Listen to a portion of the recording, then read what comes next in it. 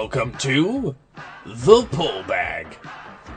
Join us as we dig out our latest comics and discuss them with a rotating panel of the GCRN crew.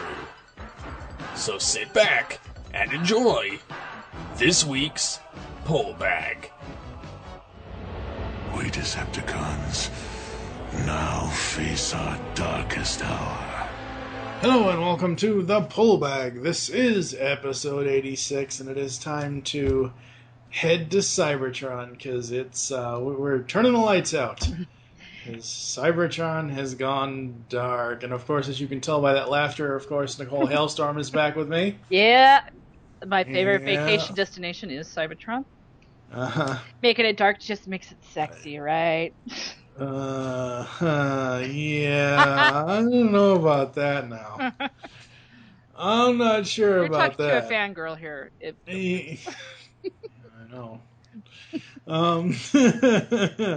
But before we get to Dark Cybertron, I mentioned in More Than Meets the Eye Volume 5, when we did that back issue classic, I am, of course, TF2 and Mike, that we have to do Rewind's film in this intro. And which cover did you get? Well, I got cover A, even though I would really want cover B. Oh. Because I just think Swerve playing with the tiny little rung is adorable. But my comic book place, they pulled cover A for me. Yeah, which is still really cool. I like it. But that little Swerve by Nick Roche is just so adorable. Yeah. They pulled cover B for me, so I have Swerve. Oh, you do? Oh, you're so lucky. Swerve's one of my favorites, so he's probably my top 10 of all time. His little blaster, come on. Oh, I know. I love that.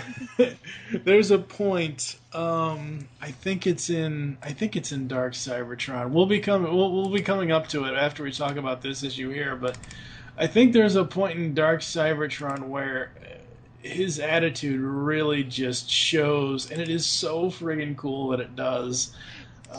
Swerve's one of those really fun characters because he's like, I like to think that Swerve is the person that pretty much the readers relate to. He's the fanboy. He's the casual guy. He wants to be everyone's friend and make everyone happy. He doesn't want to do the complex jobs unless, he gets a really cool sounding toy to go with it. He's the fan in the comic book, and that's why I love Swerve. And he's so sarcastic, and love it. Yep. I'm trying to think of in Dark it's on the, okay, so when we get to Dark Cybertron, we'll talk about this, but it's in the main previously page. Mm-hmm. Okay, and yeah. We'll talk about that, because Swerve is just James teasing the hell out of us. Alright, so, she has cover A, I have cover B. There was also a retail incentive with, who is that? That is, the retail incentive? That is Skids. Yeah. Skids. There we go. So, we have Little Victories, a film by Rewind of Lower Petroix. I was waiting for this. They always mentioned it. The past 21 issues, they have mentioned it that he was working on this. And I was just waiting and seeing when they were going to actually go ahead and show the footage. And this is awesome. It is. It really is. I liken this to, even though I didn't really care for what I'm going to compare this to, this is like the Transformers version of Hawkeye Pizza Dog is really what this is like. Oh, okay. It is. So do explain. Oh, you don't know about that issue of Hawkeye? Oh, I do, but Yeah. I don't think everyone else does. Oh, great. Go back and listen to episode 26 of the Pull Bag, people. Okay. It's in there. I think everybody that listens to this show knows that I'm not that much of a fan of Hawkeye on his day off. But it's just one of those things where everybody was like, "Oh my god, the dog! That is so friggin' awesome!" And I'm a dog lover, just like everybody else is, most people that I know. But a comic written from a dog's point of view, I just couldn't get into it. I don't know. It was, maybe if they had Nuke and Taser starring, it would be a little different. You could taser my dogs, and they're depressed right now, my dogs, because they're locked up and they can't go swimming right now because they're getting their hair cut and they got to stay pretty and non-stinky before they get cut. So they're looking at me like, "Come on." So, Little Victories is Rewind's film, and it starts off with your favorite character in mind. Introduce myself. Why? Everybody knows who I am. Hoi, hoi, hoi, hoi. Yeah. I really do like Rodmus. I really do. There's something about him I like. I just like it when he gets hurt. That's all I'm saying. Oh, God. And then, of course, you have Mr. By the Book, Ultra Magnus, duly appointed enforcer of the Tyrest Accord. And so you have all these introductions, and I love how Swerve is just grinning ear to ear. Yeah, I love his Swerve. Hello. What is it, nerves? Just pretend I'm not filming, okay? Look at me, not at the camera. Hello, Rewind. The camera is on your face. How can someone not look at it? Holy crap. Did they reuse a panel? Where? No, okay, I'm looking at Swerve's introduction, and I also have the picture pulled, because I screen capped the picture from Dark Cybertron, where he says, "I'm hoping for more massive rambling diversions." It looks like the exact same picture, except in issue 22, Rewind's hand is in front of him, versus Swerve's hands pushing out. I don't know. I didn't. A little strange. We'll get to it when we get to it. So we get the introductions, and this is basically Rewind. This is basically a documentary of what his film is going to be, and as we get all the other introductions, Cyclonus of Terrahiex. I am not a Decepticon. I want that on screen, not a Decepticon. He mentions that a lot. Yes, he does. And then Amy's introduction. It's World spelled Kirklick. Choom. That is so Amy. I love Whirl. Whirl is awesome. Yes, Whirl is amazing. So we have all of that, and I gotta say, Reyes and Burcham. I mean, Burcham on colors is always good. I love Josh. He's an amazing colorist. But Reyes on art, what was Alex doing at this point? Was he, in major prep for Dark Cybertron or something? I believe so. Yeah, probably. Because I know that he did, on his pages for Dark Cybertron, he's got tons of details. And there's one big, huge spread at the very end that has, I don't know how many characters in it. I know he took a while to do that. So we get all this other stuff. We get Rodimus here. And then, as you're reading through this, footage removed by the order of the duly appointed enforcer of the Tyrest Accord. Kind of like, this has been edited. You'll never know what was actually here. But the thing is, it's one of those things. It's like, okay, is this one of those things that's going to come back in 3 years' time because James and John likes to do that kind of stuff? It could be, honestly. You never know. James especially. Well, I can't remember. I want to say it was when Amy interviewed him over on the Enterbase. He says that he's got 3 years planned out. Yeah. That's how far in advance. I'm like, hopefully IDW loves you to keep you on for like 2 years at least. Let's say 10. Come on. Yeah, really, ain't that the truth? Because I mean, the thing is, you know, the books seem to be selling. I mean, yeah. I don't know the overall numbers of Dark Cybertron, but the aftermath of Dark Cybertron seems like it's really friggin' popular. So, I mean, hey. So let's see, where do we go from here?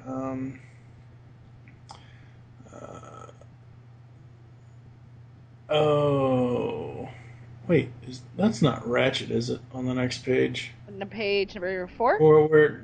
Yeah, where Tailgate is. No, that's Swerve. Oh, that's Swerve. Mhm. Okay, right, huh? They're at the pool, the Oh, oil pool. I'm trying to remember where it was. I think it's in Dark Cybertron, where we actually get, because it's in Dark Cybertron where Ultra Magnus reveals the dimensions and the characteristics of the ship. Because that's one thing that is always throughout. As much as I love the Transformers ongoings right now, it's the one thing that has always perturbed me about More Than Meets the Eye is how big is the Lost Light actually to have all of these giant things, like a giant oil pool, or 100 and something 10-foot tall robots. You know what I mean? Yeah, so I mean, with the dimension is like miles by miles. Yeah. I know where it's at. It's right. Okay. It's Ultra Magnus says surrounded mainframe. The there. We Lost go. Light Yep. is 15 miles long and 10 miles wide. Do you realize how many people it would take to 2026 Ultra Magnus? Yeah, that's right. I just barely turned to that. So yep. So it's a fairly big ship. It's a traveling city. So yeah, you could hide Overlord. You could hide whatever anomalies are on there. That's what you still had to have, like all the pods and the rod pod, which we'll get to. That I mean, it's Rodimus's head. It's got to take a pretty big compartment. I want the rod pod. Oh God. Kaylee needs to make a Puggleformer of the rod Yeah, pod. Callie. Yeah, I've asked her about it. I have, and I've asked Callie about that, and yeah, one of these days when I'm not poor. So we have Rung and Swerve talking and talking here, and then again, audio soundtrack censored by one of the Julie Electric Forces. Oh, Magnus, he's such a party pooper. Oh God! And he was so awesome when he was actually drunk. When they went to the whatever planet it was they had to use the avatars on. He finally let his shoulders slag a little bit. Finally let those missiles droop. Talk about a soft shell. He needs to get out of his shell. Ain't that the truth? Both of them. Oh God. This is so wrong. Am I wrong though? Am I wrong? No, you're not wrong. I'm just saying. It's just so wrong. So we find out that these things that are that's in Cybertron. Sorry. So we find the page 6. We find Skids introducing himself to this other race apparently. I wonder if Whirl ever has the the urge to lick his lips, even though he doesn't have lips or lips. It's so weird. I love Whirl, but it's so weird to me looking at him when he's talking, because it's It's kind of like Dana Carvey in Master of Disguise. This is what you're doing. This is what I want you to do. Tell somebody to shut up. Yeah. Yeah. All right. Let's see. Yeah, the Ammonite army, it's really weird because these guys play a central part in what's going to be coming up. And I thought they would be a lot smaller. Here you can see a size comparison. They're about the same. They're same size as Skids and Whirl, so I thought they were smaller. Yeah. I mean, they're smaller than. Well, no, they're smaller than Skids. Not by a whole lot. Look on page 9. There's an Ammonite. Oh, there's a little one. Yeah, I guess. Yeah, it only comes up to Skids' crotch. Nice. So I guess the commanders are bigger. Yeah. Got to have that ruling class, right? Yeah. I don't know. Megatron has people that are bigger than him, but he still rules over them. Well, yeah, you know. Well, it's Megatron. It's Megatron. He rules through tyranny. You know.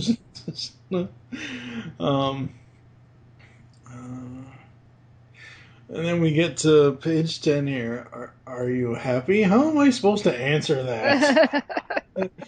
I think the best thing about issue 22 is that it is the film portions. Mm-hmm. It's not necessarily the story, the introduction. Well, I think they were introduced before this, but not necessarily us seeing the Ammonites here and seeing them interact with the crew, but it's the film. I thought that was the point of this entire issue, was you finally get to see the footage that Rewind had filmed so long ago. Mm-hmm. I'm just happy it isn't like one of those, okay, this started at 67 seconds, 49 minutes, 67 seconds, and then it's plus for no math. Mm-hmm. Thankfully, no math in this one. What do you think of the art and the story so far? Well, okay. When this is James Reyes, right? He likes his rivets.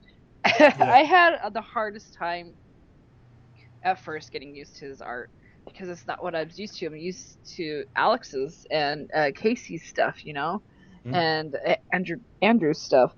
And so to see something with such heavy inking and such great, I mean, you're talking details here.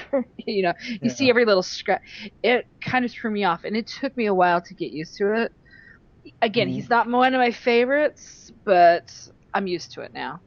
He just, because later on he doesn't put as many details into it, and I think that was to his advantage, because I remember when this came out, people were like, what the hell? And so, yeah, I think, you know, he did well with taking some incisive criticism and using it to his advantage. But this isn't my favorite of his.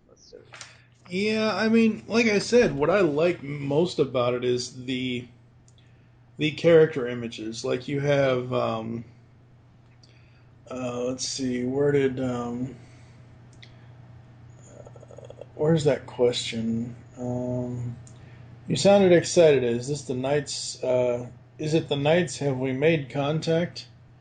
Better than the Knights. Look who wants to come on board. Oh, him. And then you see all these character pages with with Cyclonus. Obviously, he's not a Decepticon. Yeah, it's up there every time that he's on. Yeah, I know. You know, you got. I love Reyes's characters. You know, and I love how he does the characters. But the art overall, I don't know. It's not bad, but it's just so different. It's better than anything I could put together. Trust me. You know, the thing, yeah, like you said, it's different than Marie. It's the heavy inking that because they all look so rough and worn and kind of angry. They don't have that smooth, like. I mean, look at Sarah. She kind of has like an anime kind. Sarah Stone. She has like an anime kind of characteristic where they're very vibrant and stuff. Mhm. The only character I would say I had a really issue with Reyes is Wheelie. When you see Willie, because it's just like, when did Willie grow up? Because Willie's like When this fun little character that rhymes, and he's just a lovable little guy. And when you see James Reyes' interpretation of him, it's like he's in his mid-30s now. it's like when did Wheelie hit and go past puberty, for I crap's sake? know. That's the only character I probably say I have major complaints with Reyes, is just because it's so different from Yeah. other people. Like I said, this is better than anything I could ever put together. Oh, right, It's but just I mean, like, comparing to like Alex and all that stuff, and everybody else that's usually on the book, Mhm. this was such a departure. But for me, I mean, I do remember when I first picked this up and I first read it, I kept having to look. I kept having to look at the front of the friggin' book to figure out, why is this so different from issue 21? You know? And then I realized, oh, different artist. Okay. And it's not that it's different bad, it's just different that we're not used to it. Yeah, I Or mean, at least I'm not. yeah, well, because you've got the Nick Roche cover. We Hmm. haven't seen Nick's art inside Transformers for a while now. He's done a lot of artwork though, and then I have the artwork by Alex, which what people are used to. And Hmm. again, Alex does a brilliant job. And then you open it up and you're like, whoa, this is totally different. And like I said, it's just the heavy inking. It just makes everyone look angry. It really is. It really, really does. The only one that doesn't look angry is Swerve. Honestly, that's the only Yeah, one that never looks angry is Swerve. And of course, Rung on page 19, he looks totally depressed. I mean, I know. he needs his own psychologist. Poor Rung. This is what made this issue for me. Speaking of Rung, I love the little bots. Rung's one of them. Tailgate, Yeah. Swerve, of course. I love the little guys. But when you find out what he transforms into, come on, it was one of the it was one of those moments like, we finally get, because we've everyone's been asking that. They're like, what does he turn into? Everyone was trying to figure it out, and then he reveals it, and you're just like, oh, poor Rug. And and then even before that, everybody was still asking and asking and asking, and hell, even Swerve in one of the other issues, one of the older issues, he held the alt mode party. It's like, hey, Rung, come join us. But Well, they had us at the I beginning. yeah. Um, Alt mode wait, party. Only wait. Swerve would think it's stupid like that. But Hey. again, he's like other people. Well, what's way? I mean, that's how most people would think. Like, oh, we gotta figure it out. What's something that's not suspicious but really is suspicious? No. Uh, I. I do want to go ahead and read this from Wrong on page 19. Okay. When the Functionists came to power, they subjected me to every examination you can imagine. I don't blame them. The basis of their entire philosophy was flawed unless they could work out what I was for. In the meantime, they made me wear a wheel to give the impression of utility, and an, An an anatomical hint. Fent, they called it, designed to reassure the general population. After 1,000 more tests, they decided to cheat. They invented a new category just for me. My old ID card, Rung of the Pious Pools. Pious pools. Pious Pools function ornament. And until next time, Rodimus, and listen. Oh, Or wrong. He has no function. He's just an ornament. yeah. But he looks really cool. He does. I love the bottom panel here. I tell you, Rewind, I'm starting to regret the whole full access thing. Why would you have acted differently had I not been filming? What? Don't be ridiculous. Boring. And who says that? Who do you think? It's probably Swerve. I was gonna guess Whirl. Well, Drift's not around, so I don't know. It could have been Whirl. I don't know. So we get the entertainment suite on Luna 1. There's a lot of people there. Yeah, you think? Yep. I mean, there is so many bots. I was right. What? Did Reyes do the? Oh, I know what happened. That's what it is. It's not a reused panel. When we get to Dark Cybertron, they do a previously on page. Oh, and what okay. they did was when I read Dark Cybertron before this record, I thought I completely forgot I didn't read this before I reread Dark Cybertron, so I completely forgot about that this panel showed up here, where Swerve says, I'm hoping for a more massive rambling diversion. Who wants closure? Let's really stretch this sucker out. When I saw that in Dark Cybertron, I looked at it as Robert's saying, hey, look, we're not going to give you any closure. We're just going to keep going and going and going. That sounds about right. Mm-hmm.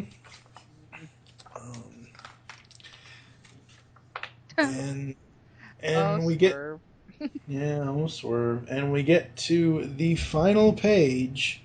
So long as we're all in it together. And we see pretty much everybody in the main crew. We see Rung, Tailgate, Cyclonus, who apparently Tailgate has not made his replacement stick yet. Because this was reporting when Rewind. Gotta remember, Rewind was still alive with everyone. Yeah. Right. So, I like how they made him front and center instead of making Rodimus front and center here. Yeah. I mean, Rodimus is kind of front and center, but like Rewind because of who he is. Well, and then you've got Chrome Dome behind him. Chrome Dome, yeah. So, Tailgate's a little bit too tall, I'd say.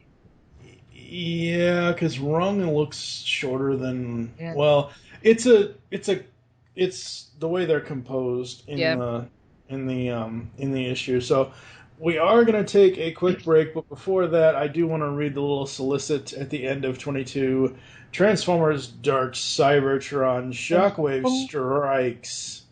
With the Autobots and Decepticons at their weakest, the emotionless master of strategy makes his move, and the fate of the universe is at stake. Transformers Dark Cybertron #1 begins the first ever crossover between More Than Meets the Eye and Robots in Disguise. Yeah, baby. Absolutely.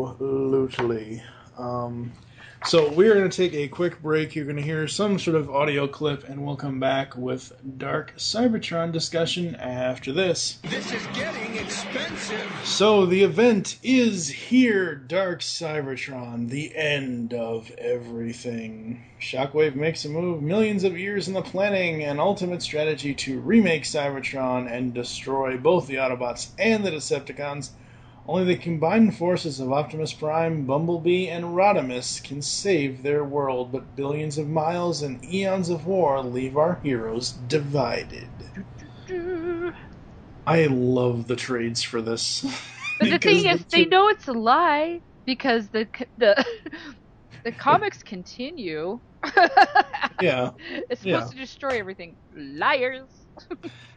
Yeah. That's okay. Makes for a good adventure.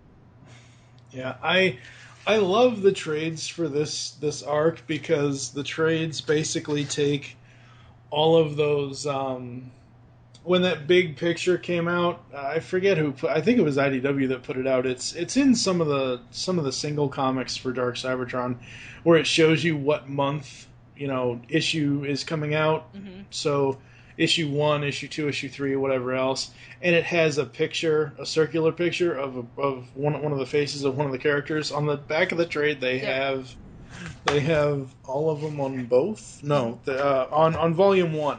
On volume 1, they have all of the pictures. Yeah, I like it. So there's Prowl, there's RC, there's Well, we got Ultra Magnus. Okay, left hand side is Ultra Magnus, Bunny Ear Boyfriend, Cyclonus, Rodimus.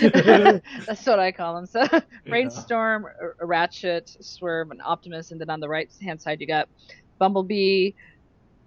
Is that Slug or Slag? Yeah. What's he going by? I can't even remember. One of them. Yeah. Oh my gosh. Why? 2 more Dinobots. Yeah, the other Dinobot. I can't tell the Dinobots apart. I'm sorry, people. That really is bad of me. Swoop's not on there, so poor Swoop. Yeah. Ironhide, Prowl, RC. Oh, there's Swoop. Yeah, there's Swoop at the bottom. So yeah, you got all the Dinobots besides Grimlock. Mm-hmm. Now, I went ahead and a month before, I think we did this. I think I ordered these. I ordered the physical trades in August, so we would have them for September here. I ordered them last week. I went ahead and ordered the physical trades so I could have them, but I also went ahead and bought the digital versions because I have to read them in the guided view on Comixology. I cannot sit here and hold a trade for 2 hours trying to read it. I got a question for you. Okay, because Yes. I knew that you had the Comixology stuff. Yeah. So there's one part in Dark Cybertron where they're going through Metroplex, and it's all in different directions. How does that pull up on the guided view? Do they have it off to the side? Do they have it? Do you remember which page? Is it in Volume 1 or Volume 2? It's in Volume 1, and it's like almost at the very end. It's like 10 pages before the end. 10 pages before the end. Yep. So you're going to see... It's when they're walking through Metroplex. So it should be somewhere around page 141. Yeah. Okay. This doesn't have page numbers on it. I apologize, people. Oh, I know what you're talking about. Yeah, and they have the arrows in Metroplex. Yep. Guiding them. So how does that look on Comixology? Do they still have it like at different angles, or? Okay, I'm looking at this here. Okay, so I get to the page where it says a dry dock inside Metroplex. Okay. And then it's the big page where it shows you all the different directions. Yeah, that's the bottom. The bottom right is "What do we make of this?" Then by that's the bottom right. That should be the top left. No, right, but what I'm saying is it's here. Because there's points that are upside down. There are different angles. Page. Here, I'll see if I can. All right, I'll be back in a moment, folks. We got to work this out. Okay. I'll be right back. Sorry. Podcast good. Okay, so on Comixology it goes left to right, and it zooms in and zooms out. It basically does storyboarding, and it pulls your eye to where it wants you to go. Yeah. Thanks for sharing that with me, because it actually reads just like you would. Except for you want to know after seeing what you just showed me, and I'm sorry, people, that this is audio and we just did a visual thing. But Reyes's art looks better on screen than it does on paper. Does that sound mean? I'm not. I mean, for some reason, when you were showing it on screen, it looked really cool. His art seemed to pop out from the screen, unlike paper. Do you understand what I'm saying? Yeah, I understand. It looked good. It was more pleasing to my opticals. Okay. So the trade, so I was saying that I had bought the physical trades, and I'd also bought the digitals because I can't read. Like I was saying, I can't sit here for 2.5 hours holding a comic at once. I would rather sit here in my chair and spend that time, hitting my right arrow key to go through 140 something pages or 150 something pages of a comic. So we get the. Oh, here's another question. I apologize.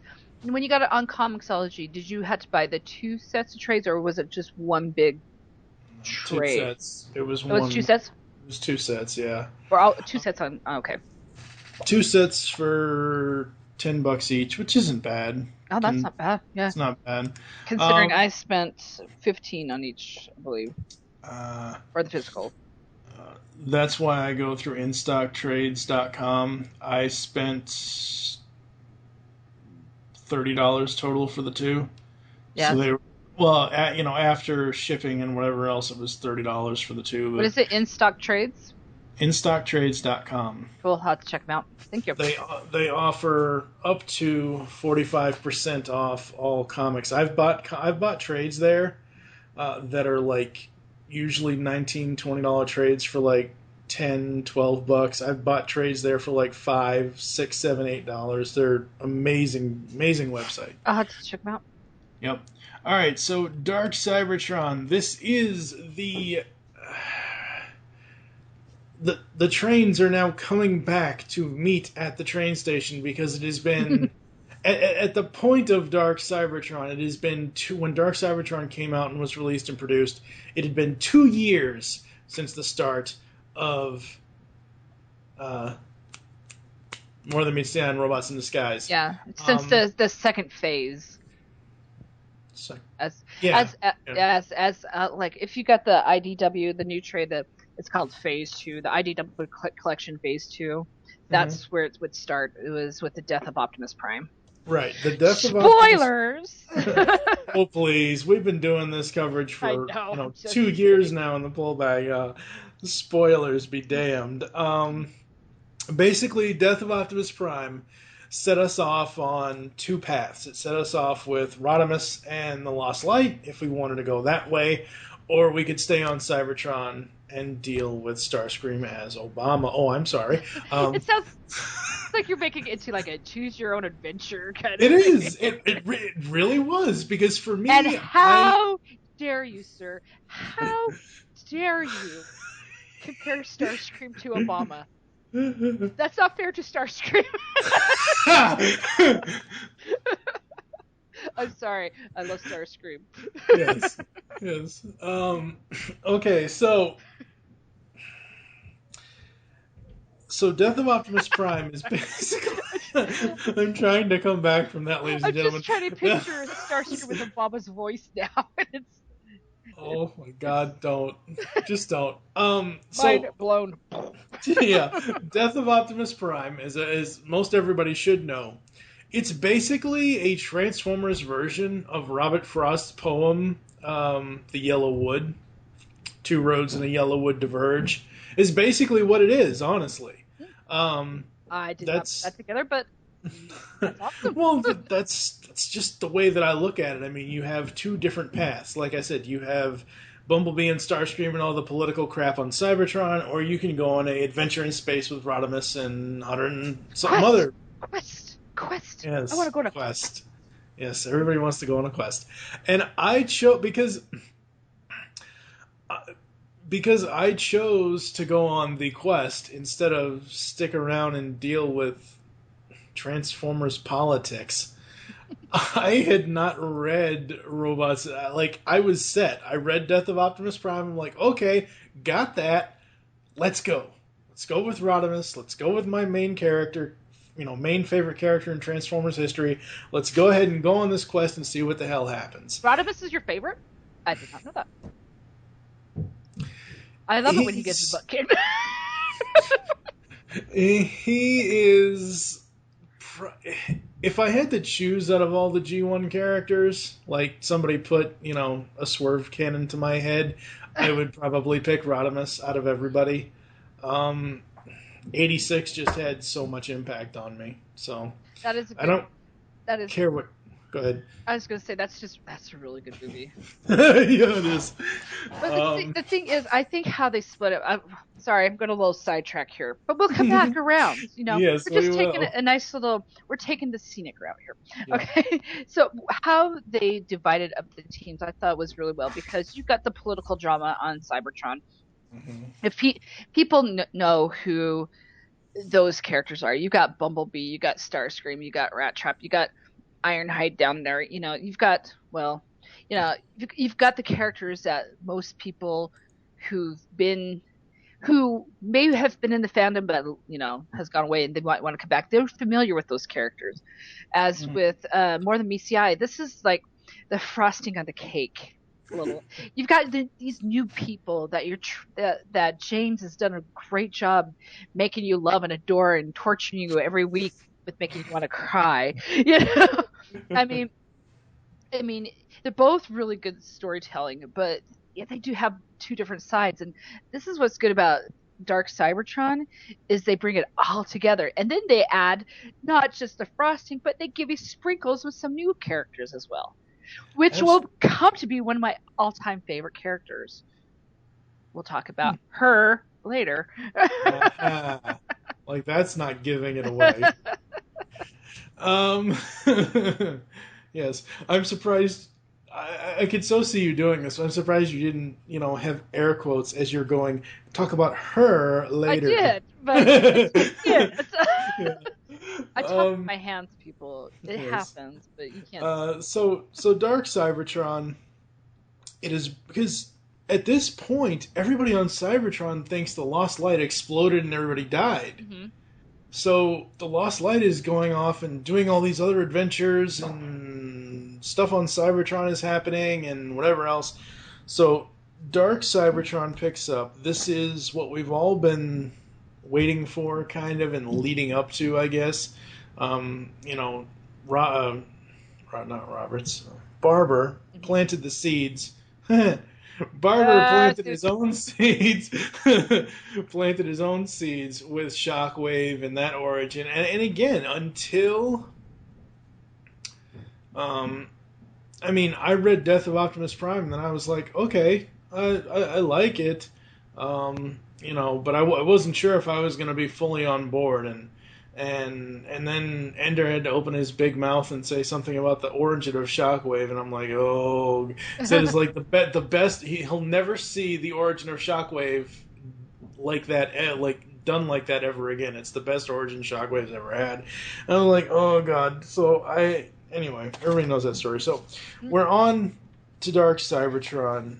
And it is amazing. The one thing because I was getting this singly when when it was coming out, and I didn't particularly. I like certain covers from certain issues, but not until I actually had the trade in my hand did I really appreciate Phil Jimenez's covers, because what they did in the trade was.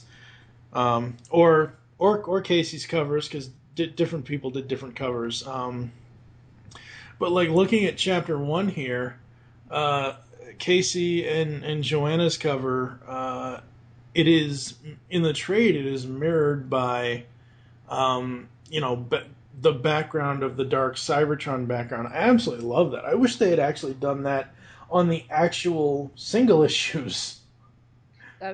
Yeah, that's true. That's very true. And this isn't talking about reading it in trade. I gotta admit, I had a lot more joy reading it as a trade than single issues, because sometimes the single issues they split up the story in a way that I personally wouldn't have. And reading it in trade, you just keep on continuing on. It's to me, it's a lot better reading. So. Absolutely. I would think it's probably a point or 0.5 or a point above what I gave it when I read it in single issues. So, absolutely, and you've got this on this cover that Casey did. He has a shattered glass type of effect on this ball that Shockwave's head's in. I absolutely love that. So, uh, in all, in the entire arc, I think we had a total of 5, 6, 7 different artists on the interiors. On the interiors, I believe there was 7. Yeah. And because, I will say that was the biggest problem Mm. I had with the whole storyline. It's because you're getting into the story, minus Livio's, because Livio's art for the Dead Universe was brilliant. Yes, it was. It fit perfectly.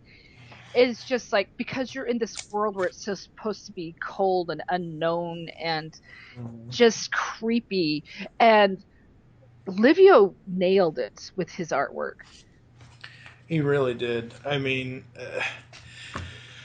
when I was going through and reading this, I actually took several different screen caps of mostly Livio's art, because I love it.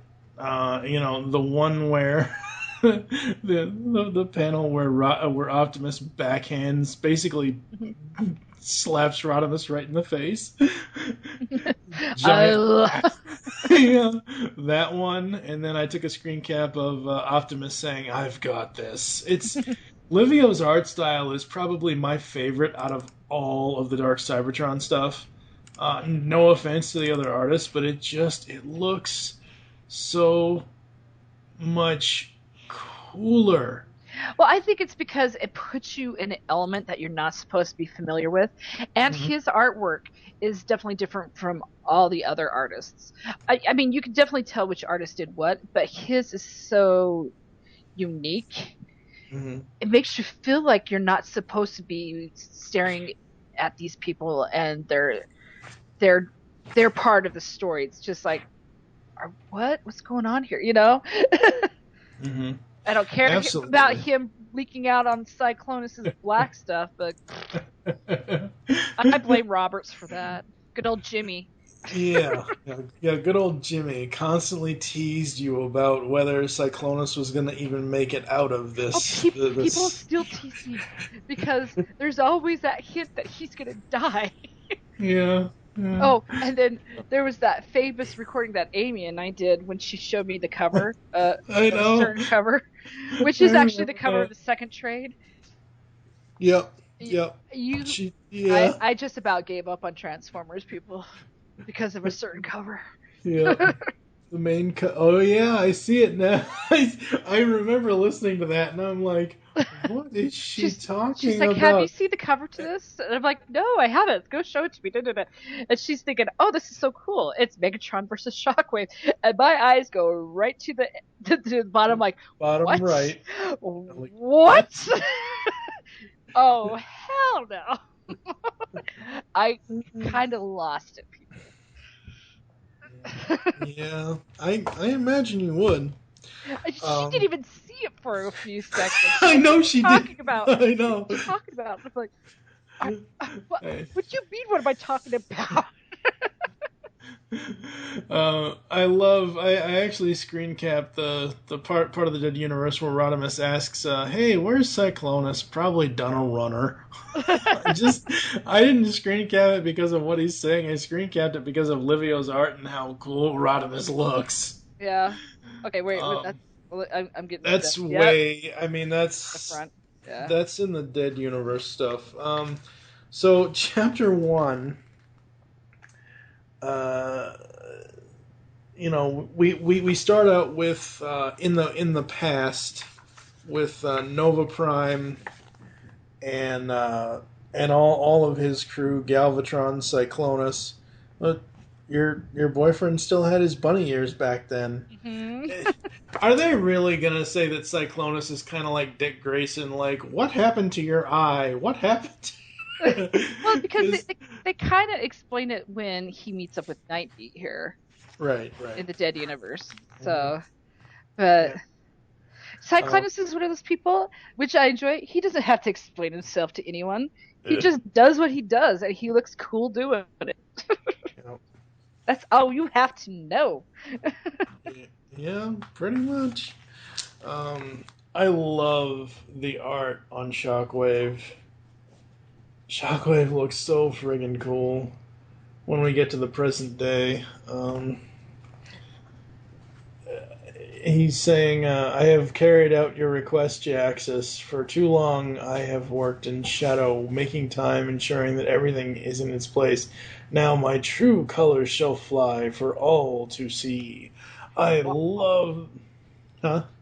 Wah, wah, wah. Yeah. He said he has said almost the exact same thing in animated if you watched it. Yeah, oh no, I know.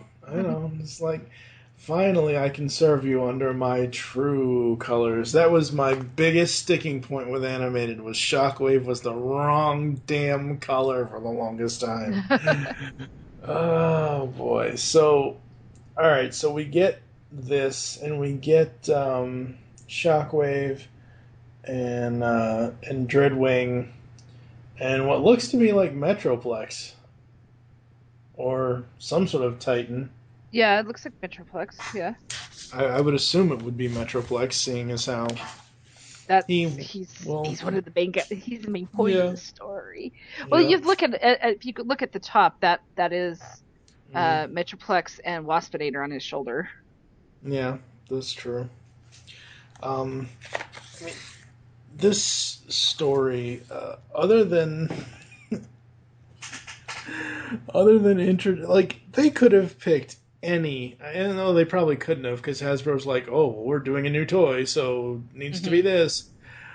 But honestly, story-wise, if they had picked any other body than the Armada body, I probably would like Starscream more.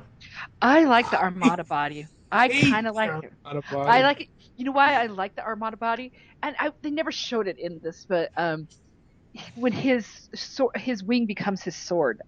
Love that. It's so cool. They never used it in the comics yet. I think it's pretty. I enjoy it. But Starscream can do no wrong in my eyes most of the time. Most of the time. Yes, I'm one of those people. So we have we have Shockwave planning and plotting. We have Starscream with a new body. We run into the the Lost Light coming home, and everybody is just shocked that the Lost Light is still functioning. I love how the art's done on this page here. It's beautiful. With the ship and with Rodimus and Cyclonus and Swerve and not Tailgate. It's not Tailgate over there. It's Skids. Brainstorm, Ratchet. I don't think you're a fan of Skids. You always forget him.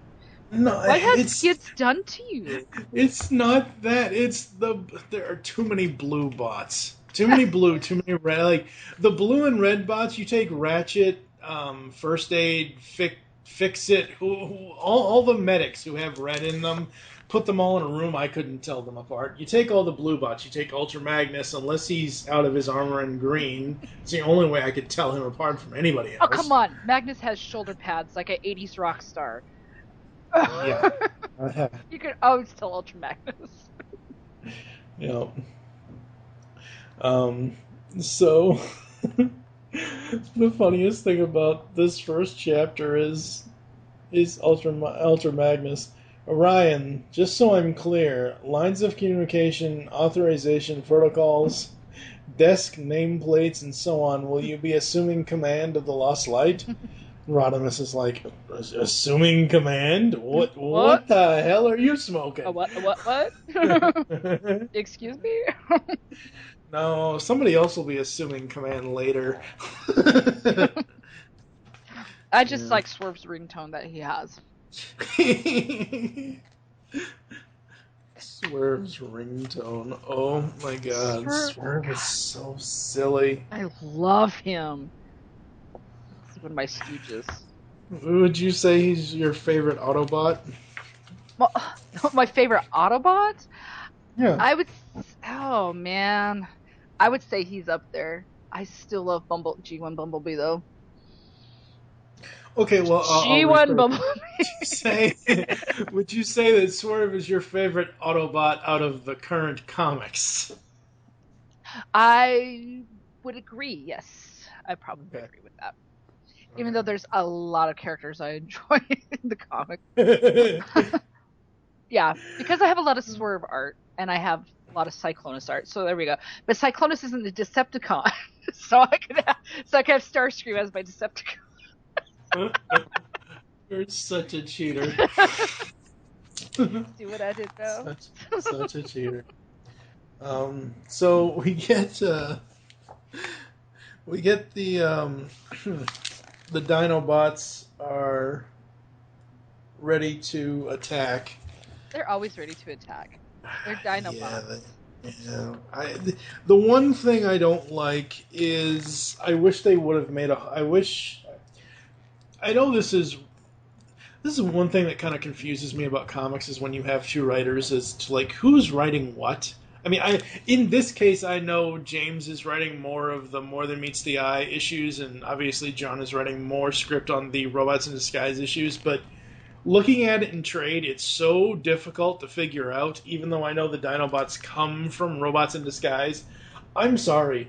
Dinobots Rollout is just the wrong... Like, he could have made a Hulk... Like, Dinobots Smash or something. He could have made a Hulk reference or something.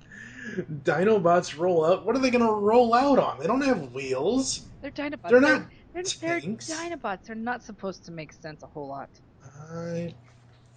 I know, it just so after that we get the emergence of the Necro Titan.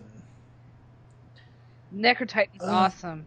That is a beautiful Yeah. splash page, I gotta admit. It is. I mean, he's got like stuff dripping from his mouth. He's coming up from the ground. He's bringing up dirt and everything, and you see how massive he is. I mean, because the Dinobots aren't small little creatures, and look how teeny they look. Aww. What I want to know is, I wish they would have zoomed in on the bot that says, "At least I lived to see Prowl put his foot in his mouth." Yeah, I'm trying to think. Yeah, I'm trying to think. You can't really tell, can you? Can't tell. I mean, because you got the Dinobots and they're in their Dinoforms, but the other robots, they're maybe it could have been RC because she's on the previous page, or it could have been Bumblebee. Wait, let's see. Oh, it looks like okay. It's probably Bumblebee. It looks like Bumblebee. Yep. Because that looks like his shoulder pads. Bumblebee will forever be stuck in the 80s as long as he has shoulder pads. Oh, man. I don't... Alright, I'm going to say this right now, folks. The one thing that I don't like about the IDW comics is the inclusion of the Beast characters. I don't mind it. The only ones I don't mind is Fat Tankor and Tall Tank. Like, those I don't mind It's because Tall Tankor and other Tankor. yeah. I mean, those I don't mind, but the inclusion of Rat Trap and Waspinator, it just doesn't work for me. It really doesn't. I have no problem with it. Well, I really don't. It's just one of those. The reason why it doesn't work for me is Master. The use still function? Like, seriously, you're gonna rip off a Megatron line? Come on now, Waspinator. What? It's still Waspinator. I know. It's just how he is. I guess I'm one of those people that tagline on the wiki says as one of the consequences of this event, and everyone still hates Waspinator. Aww. That was one of the best moments at the very end of the Beast Wars TV series when Waspinator got what he wanted. You're just like, yay! Yeah, I agree with that. Yeah, putting him in here, no. So we have Shockwave saying there's only one vision of tomorrow. And he's ready to put his master plan into action. And wow, reading it in trade seems like it's a short book, because that's the second to last page.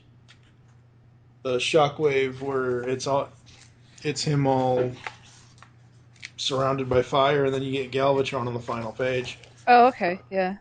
Huh. That was really short. So, the title for this one is Dark Dawn, and That's my middle name. Don't wear it out. And I'm serious. Dawn is my middle name.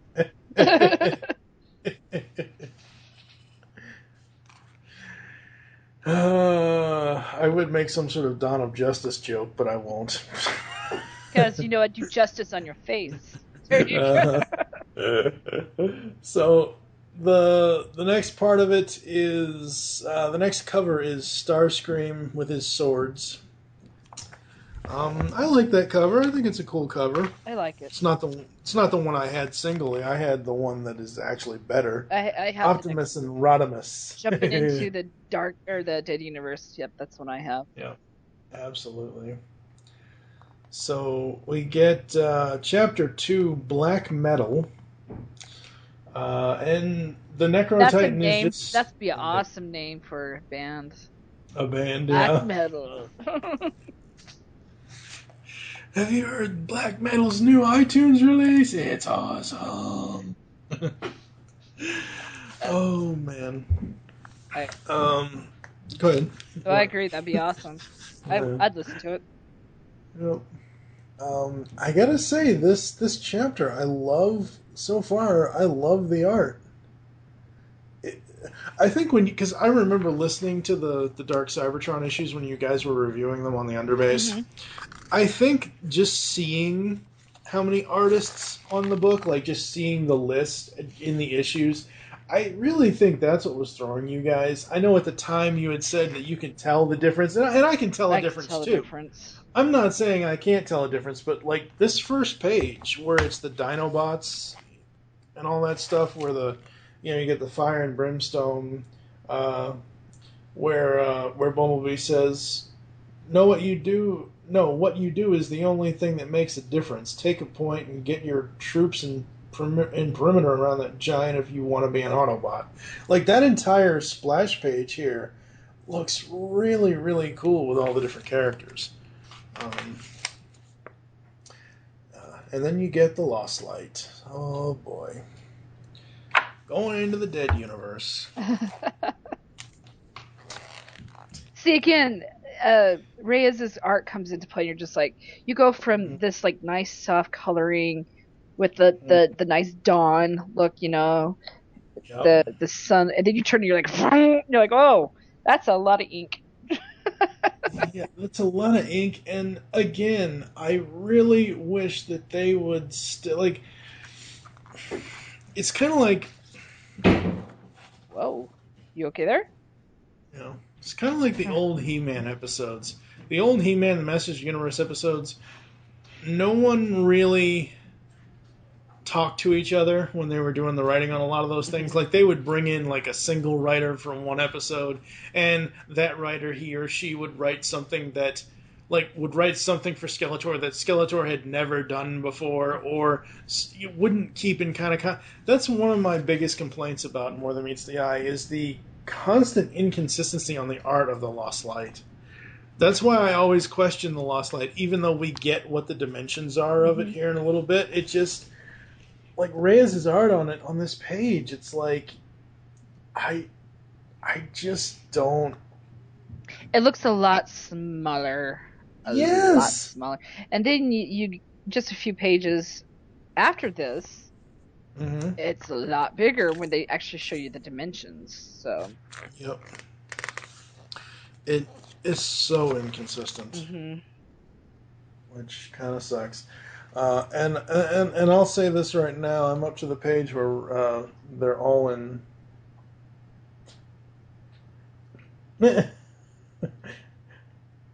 When they're at Swerves, do you see the sign? Oh wait, Swerves. It's a couple of pages from. Oh yeah, okay. It's 2 pages from where the Lost Light is. You see the sign, come aboard, Orion Pax. Yeah. I understand that in animated and in Transformers Prime, they needed to show mouth movements for Optimus. I get it, it's to show emotion. In a comic book where you put word balloons next to the character's face, there's no reason for Optimus not to have his faceplate when he's in. Well, and considering there's other characters that have their faceplate as well. I mean, well, if you've read the latest, have you caught up on More Than Meets the Eye this week? I have not read 33 yet. I've only read I cannot mention what the faceplate comes in. Well, not his, but another bot's faceplate comes and turns the tides yet again. So. Oh, Soundwave. I'm not saying you can read it. I gotta buy it first. But anyway, I just in a comic book, it just seeing Optimus without a faceplate just does not work for me at all. He looks too strange. He looks too weird. But he's not. He gotta remember he's not Optimus Prime right now. He's Orion Pax. Yeah. So I guess it's a way. And spoiler, let's fast forward a few hundred pages ahead. Yeah. When he decides he's going to change back to Prime, his faceplate comes back. No, and I know, and I get that, but it's like every time that I've seen him up to this point, when reading the RID stuff. Mm-hmm. He's had his faceplate. I don't remember a time in the past 20 some odd issues him not having the faceplate, even though he took the old name back. It wasn't until now that I remember seeing him without his faceplate. It looks weird. He looks too human. I hate to say that. But Optimus Prime is too human. News at 9. It's like Old Snake blasted him with the only human virus. Old Snake.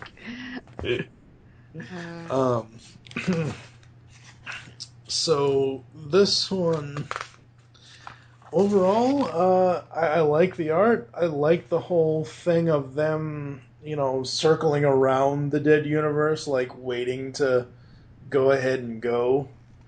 It's like, make a choice already, But I do love Rodimus's line. We're playing to our strengths here. You're chasing a war criminal, and I'm jumping headlong into the unknown. Which is kind of what Rodimus does all the time. I mean, one of my favorite points is Hardhead and Cyclone is here. Yes. Because they're playing off each other very well from beginning till, well, a tragic end, Mm-hmm. And I just love it. It's really... I love this misshapen crew that they have. And the misshapen crew so fits into the rest of them. I mean, it really does. I mean, you want to talk about a blended family. The Autobots, the not a Decepticon guy, and every other Cybertronian that has been involved in this. It's like they fit together so well, yet they stick out also as characters. For sure. So we...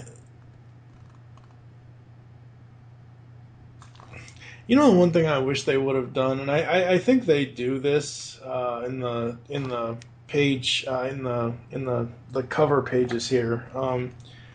Instead of listing which of the 5 or 6 or 7 artists was on what, I wish they would do what DC does sometimes, where this artist is on pages 1 to 10. This artist is on page... So that way I could tell whose art is on what. Like, the only artist I can tell in this series compared to everybody else is Livio. Because Livio's I know art Reyes is the ones with the rivets. Well, yeah, that's true. I know Casey Collar's art just because of you know, Yeah. and I could pretty much tell just because I'm seeing Mm-hmm. um used to see him. Yeah, but I think that was a complaint, and they started doing it after Dark Cybertron when they had multiple artists. Because I think it was just recently. Was it Windblade? No, it wasn't Windblade. No, it wasn't It Windblade, had 'cause that was just Sarah. yeah. There was something where Sarah helped out, and they showed that she had different. Was it Sarah? I know recently they've done it, but I think it's because they had complaints about from Dark Cybertron. Yeah. I mean, hey, I'm glad that they're improving upon it, and they're.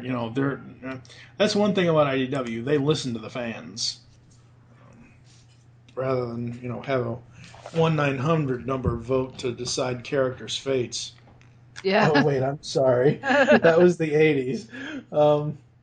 So we go to the Dead universe in this second chapter, and we see Optimus with his faceplate.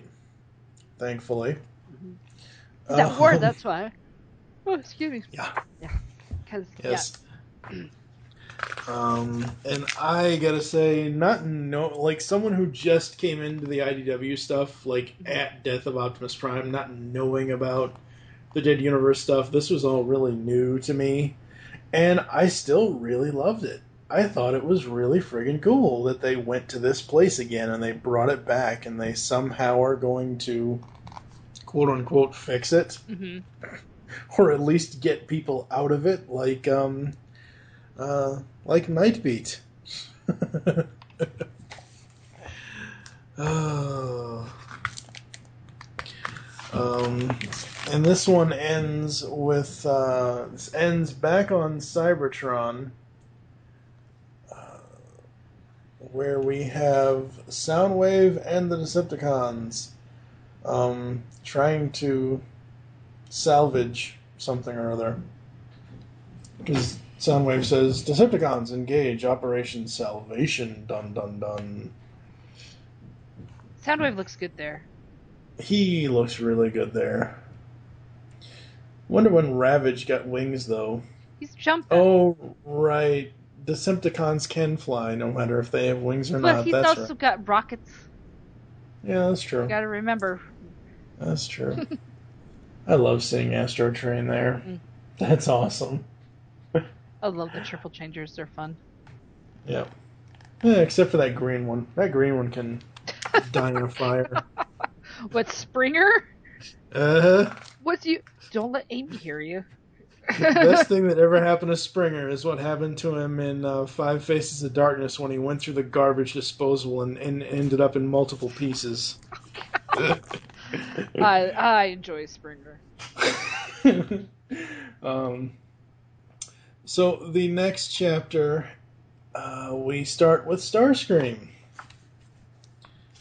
And Lord knows what Starscream's up to. Starscream, I don't even think he knows at this point. He just You really know. wants to keep a good face. He finally got what he wanted, but he realizes he still needs people to rule over. If he wants to be ruler, he still needs to have some people, And so he's actually trying to make things work, which may be a first for Starscream. So. Yep. No, I do like his new look. That's just me. Yeah, I mean, I like his, like, when we did the Windblade coverage over on the Underbase, and the only thing I really like about his new look is his head sculpt and his because it reminds me so much of the G1 version. It's just the body. It's too weird. What's weird about it? I don't know. It's just not my thing, I guess. So he's going on talking about Megatron, and you should never talk about Megatron, whether you're talking about him to his face or behind his back. Someone's It's always just- listening. Yeah, oh God, have you seen? Sidetrack, and I know we've sidetracked a lot in this episode of the show. Have you seen that new series on Fox called Red Band Society? Uh-uh. It's basically about these terminally ill kids who are in this hospital trying to make the best out of their situations and taking full advantage of the hospital as they go along. And the main character that brings them all together is a kid in a coma, and they talk about how you can still hear and smell and everything else really? while you're in a coma. It's a really cool. Only the pilots come out so far, but it's a really really cool show. Um, so we get the Decepticons attacking the Autobots. We get Ravage going after RC. Ravage is just silly to me in this. He's too silly. I don't know. Like that image of him going after RC does not make it look like he is a sinister cat at all. He comes to play later on. So I'm talking after Dark Cybertron. So. Oh, absolutely, yeah. Absolutely. So let's see. We go back to Ultra Magnus. Let's see. Go back to the Lost Light. You should take the chair, Magnus. I think I'll stand. You sure? Captain has to sit some ratchet. I prefer to stand. You want to know something? Ultra Magnus is like this hard driven warrior, but he gets some pretty funny lines in this series. His job title is the funniest line out of the entire series. But yeah, you can't put that on a business card. It's too long. Absolutely too long. So let's see here. We get past that, and we see Starscream. Oh God, here we go. Starscream trying to reason with the Necro Titan. Hey, but he's got to try. At least he's trying. No, I'll give him that. At least he's trying. Let me ask you, as you're reading this in trade, are you having as much difficulty with the art changes as you were reading it singly? I think it's because I knew what was going to happen when I was reading it in trade. So, no, it's not that hard. Well, every once in a while it throws me off. Because if you notice, Starscream's design changes a few times just in this issue alone. Yeah, it's pretty wishy-washy. Yeah. So it's even for Starscream. Yeah. It's pretty wishy-washy. Yeah, so it does kind of throw me off. I'm just like, oh, he doesn't have his shoulder cannons anymore. He's got this other stuff on there, So it does kind of throw off every once in a while. Yeah. And Starscream, in classic Starscream fashion, talks and talks and talks and talks and talks until somebody is so pissed off they don't even want to talk back to the guy. They just want to fire. On everyone. It's like it's like Galvatron. Kill them all! Galvatron's insane, and that's why we love him. Fire on everything! So we get this giant splash page of this giant purple Energon wave coming from the Necro Titan. This is one part of the art I absolutely love. This looks crazy. While everyone getting destroyed and thrown and yeah, atomic blast. I mean, it looks like on those bottom, at least 3 out of the 4 panels, it looks like they're all being disintegrated, and then of course Starscream flies away. He has a reason, though. He has a reason. He's going to try to warn the people that they need to run, they need to fly, they need to get out. Again, because what's a ruler with no one to rule over? So true. I will admit, before this, I mean, right around the same part. This is the part that kind of went, Hasbro digging their little grimy fists into my comics, okay? And I'm talking about the change of Slag's name. All of a sudden, Oh, okay, yeah. Slag is a hard-driven Dinobot. They don't play by the rules. They don't do anything. But all of a sudden, he wants to change his name because RC says it's offensive. When was the last time Slag cared about being offensive to anyone? Really? This is what I think with some of these comics. It's like, how best to approach this issue, address it, and then move on. This is kind of what we were talking about way back when we did the Windblade thing. It's like bringing up the whole thing of, there are now female Transformers. Okay, most of us that have been, involved in Transformers fandom in the last 30 years or so, we know. Sure, most of us only know about RC, but most of us diehards know about Chromia and Firestar and Moonracer and Elita 1, hello? Elita 1. No, I know. Black I know. Arachnia. Black Arachnia and sorry to a lesser extent. But you know what I mean? It's like, I think that's the thing. They are trying to say, oh, hey, here's this issue that we don't want to offend anybody. So we're just going to take his name. We're going to have the most offensive character in the entire books tell him that it's offensive. His name is offensive. That's the hilarious part about it here, because let's face it, RC in IDW, she's not exactly the motherly type, the G1 character that she was in G1. She is full on gonna ruin your day, hurt your feelings, and crush your soul if she has the chance to. And it's all Britain's fault. It's all the Brits. I know. That's my problem with it. Slag is a curse word in Britain. Seriously. Well, okay. The thing is, I'm a coal miner's daughter. My dad works with a bunch of equipment. He teaches people how to work with big mining equipment, and he uses the word slag daily, because slag is just pretty much the leftover stuff after you've refined everything. That's just what it is. How is that offensive? I know. Like, seriously, really? So we get to Goldbug and Goldbug, Prowl, and RC, and yes, I'm using that name purposefully because he's not just Bumblebee anymore. He's a Goldbug. I do love that they kind of use the Goldbug design. I think that's really cool for a new body for Bumblebee. And again, Hasbro having to sell stuff. I know.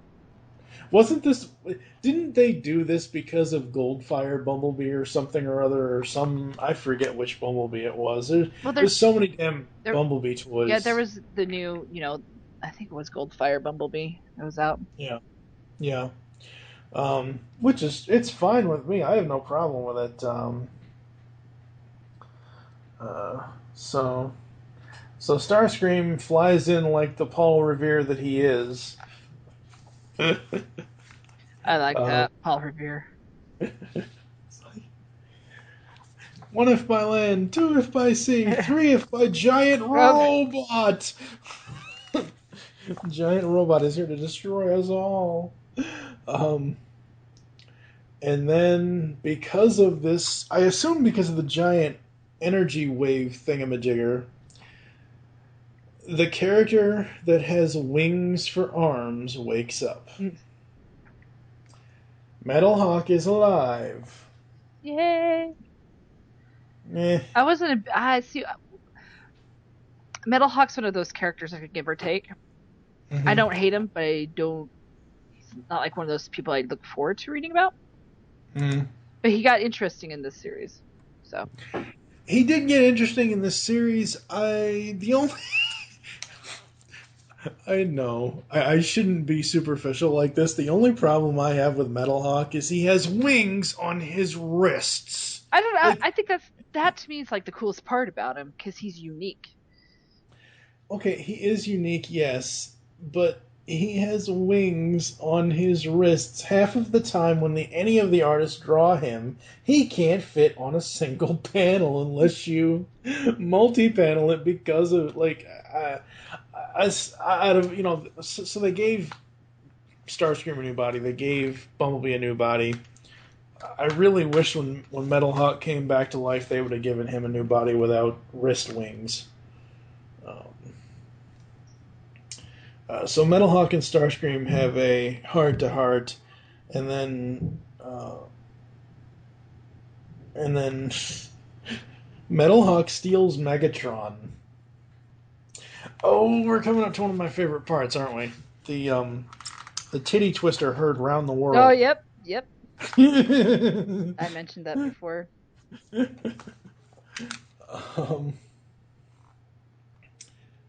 So this one ends with the Lost Lights, basically where Ultra Magnus is saying we're stable. Quantum engines powering down. Where are we, mainframe? Underwater, everything else is speculation. I just hope we did the right thing. Yeah. Early indications aren't that great. And then all the ammonites are under the water. Title of this story, Winners and Losers. And then we get to the next chapter. This is one of the retail incentives I had picked up because I thought it was super cool, and I wish they would do this more often. Skywarp. Yeah. I love the Skywarp cover. I thought that was an amazing cover. Skywarp's a cool character to begin with, so... Yeah. I got that cover for the single issue over the Ratchet cover because Ratchet, to me, he's an Autobot version of Soundwave as far as his body look. Oh. Well, as far as his body look, I mean, look at that cover. Look at Chapter 4. Yeah? You can't tell me that his chest plate doesn't look like it should open and cassettes should be coming out of it. I suppose. I just love Ratchet, though. No, I love him in this series. I love his personality, and I love, his old and grumpy ways. Don't get me wrong. I love that about him. It's just, I don't know. I guess my personal biases are coming in on some of the aesthetics and designs of the Transformers here. So we start where we left off with the Lost Light underwater, and the Ammonites are about to attack.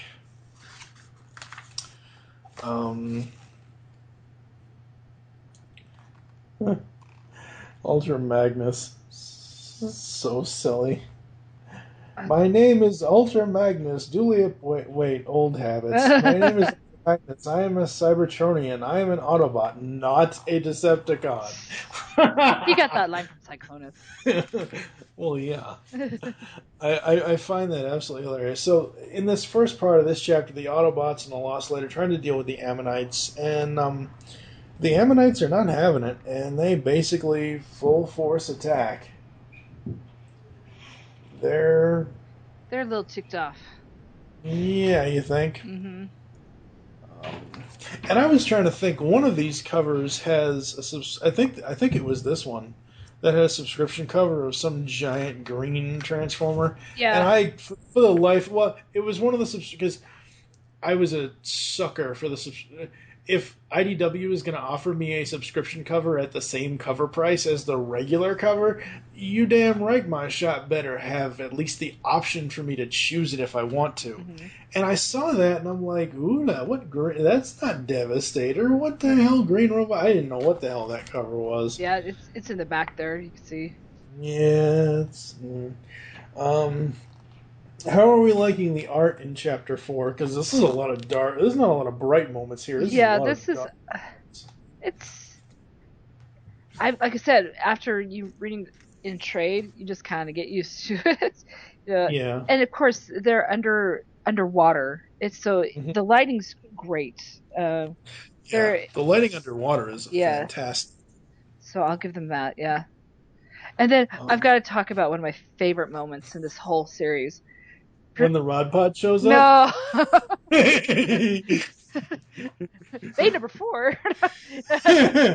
It's time. We're all okay. No, the whole Perceptor brainstorm thing. Oh, But jeez, because yes. Perceptor's supposed to be like the it man of smarts, but Brainstorm doesn't like it, and so he tries to give her. I love it. You and me, buddy. We're the same. Love it. Yeah, I love that, but like I know the okay. Everybody has seen The Dark Knight. Everybody knows in The Dark Knight the Batmobile gets destroyed, and Batman pulls out the Batpod. Ever since then, everybody's mimicked it and whatever else, and the Transformers version is the Rod Pod. Best thing ever in Transformers history. Are you serious? The Rod Pod 30 years, 30 years the of best history. thing. The best thing is the friggin' Rod Pod because it shows you how egotistical Rodimus is about himself. I have to read some of this page. And Getaway's the most reasonable guy, you know. I know. Who's up for a swim? Whirl? Last one in, so wait a minute. Where are you going? Shuttle Bay 4. The Rod Pod at last! Woohoo! I love Whirl. He knows I hate that thing. If it gets damaged, he'll think I've done it on purpose. Nah, he hasn't touched it for ages. You know what he's like. He obsesses over something, then gets bored. Can somebody please tell me what we're talking about? Dun dun dun, the reveal. And this guy is your leader? Yeah. I absolutely love it. It looks so awesome on this page. I think, was it Casey or Josh? No, I think it was Josh. I think Josh Burcham had done a commission for a Rod Pod design, and he drew it to where Rodimus was actually inside the window, inside the are aisle. you serious? Oh, I'll have to I find wonder it. if it's on DeviantArt or something. I think it might be. To the Google. Okay, Yeah. you go do that way. I Google. Yeah, This could be interesting. Googling Rod Pod. Oh God! You could be interesting. I apologize, people. So we get Rung in the Ammonite battle here, and again these pages are so like I understand they're underwater, but they're so dark. And then see, I thought the contrast here would be the Dead Universe was going to be the dark stuff, and the regular universe was going to be the light stuff, but the book has just turned so dark now. I think it's because of the heavy inking again. Mm-hmm. And I found the picture. Yeah, that's awesome. It looks like a Burcham picture. It is. Yeah, It was Josh, because he said on Twitter a while. This is a while ago. This is like I don't even know how long ago. And he said, commission work. But yeah, absolutely. That's awesome. That's really fun. Yep, that's the one. Yeah. That's Josh's. I've got to save that to my favorites because that's awesome.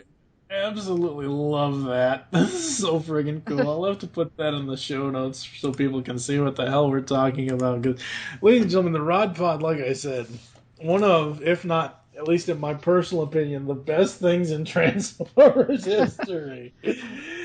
So we get to the Dead Universe, and Rodimus is... Rodimus isn't being an egotist. He's being a whiny little bitch at this point. Yeah, so that's that point. Even though I love him, I can admit that. Yeah. One of my favorite all-time moments is coming up, and I'll explain to you. You'll know. Yeah, if you ever need any help hiding that disapproval, hey, I'm not judging. You are judging. Orion, he is judging. Stop judging. I just love it. It's like little kids, Daddy, Daddy. It's like those. It's like those commercials with the brother and sister. Mom, she's touching me. I'm touching you. I'm not touching you. I'm not touching you. Mom, that's exactly what it's like. Mm-hmm. Absolutely love it. So we see your boyfriend out of the darkness of the panel He's beautiful. on the opposite page. Yeah.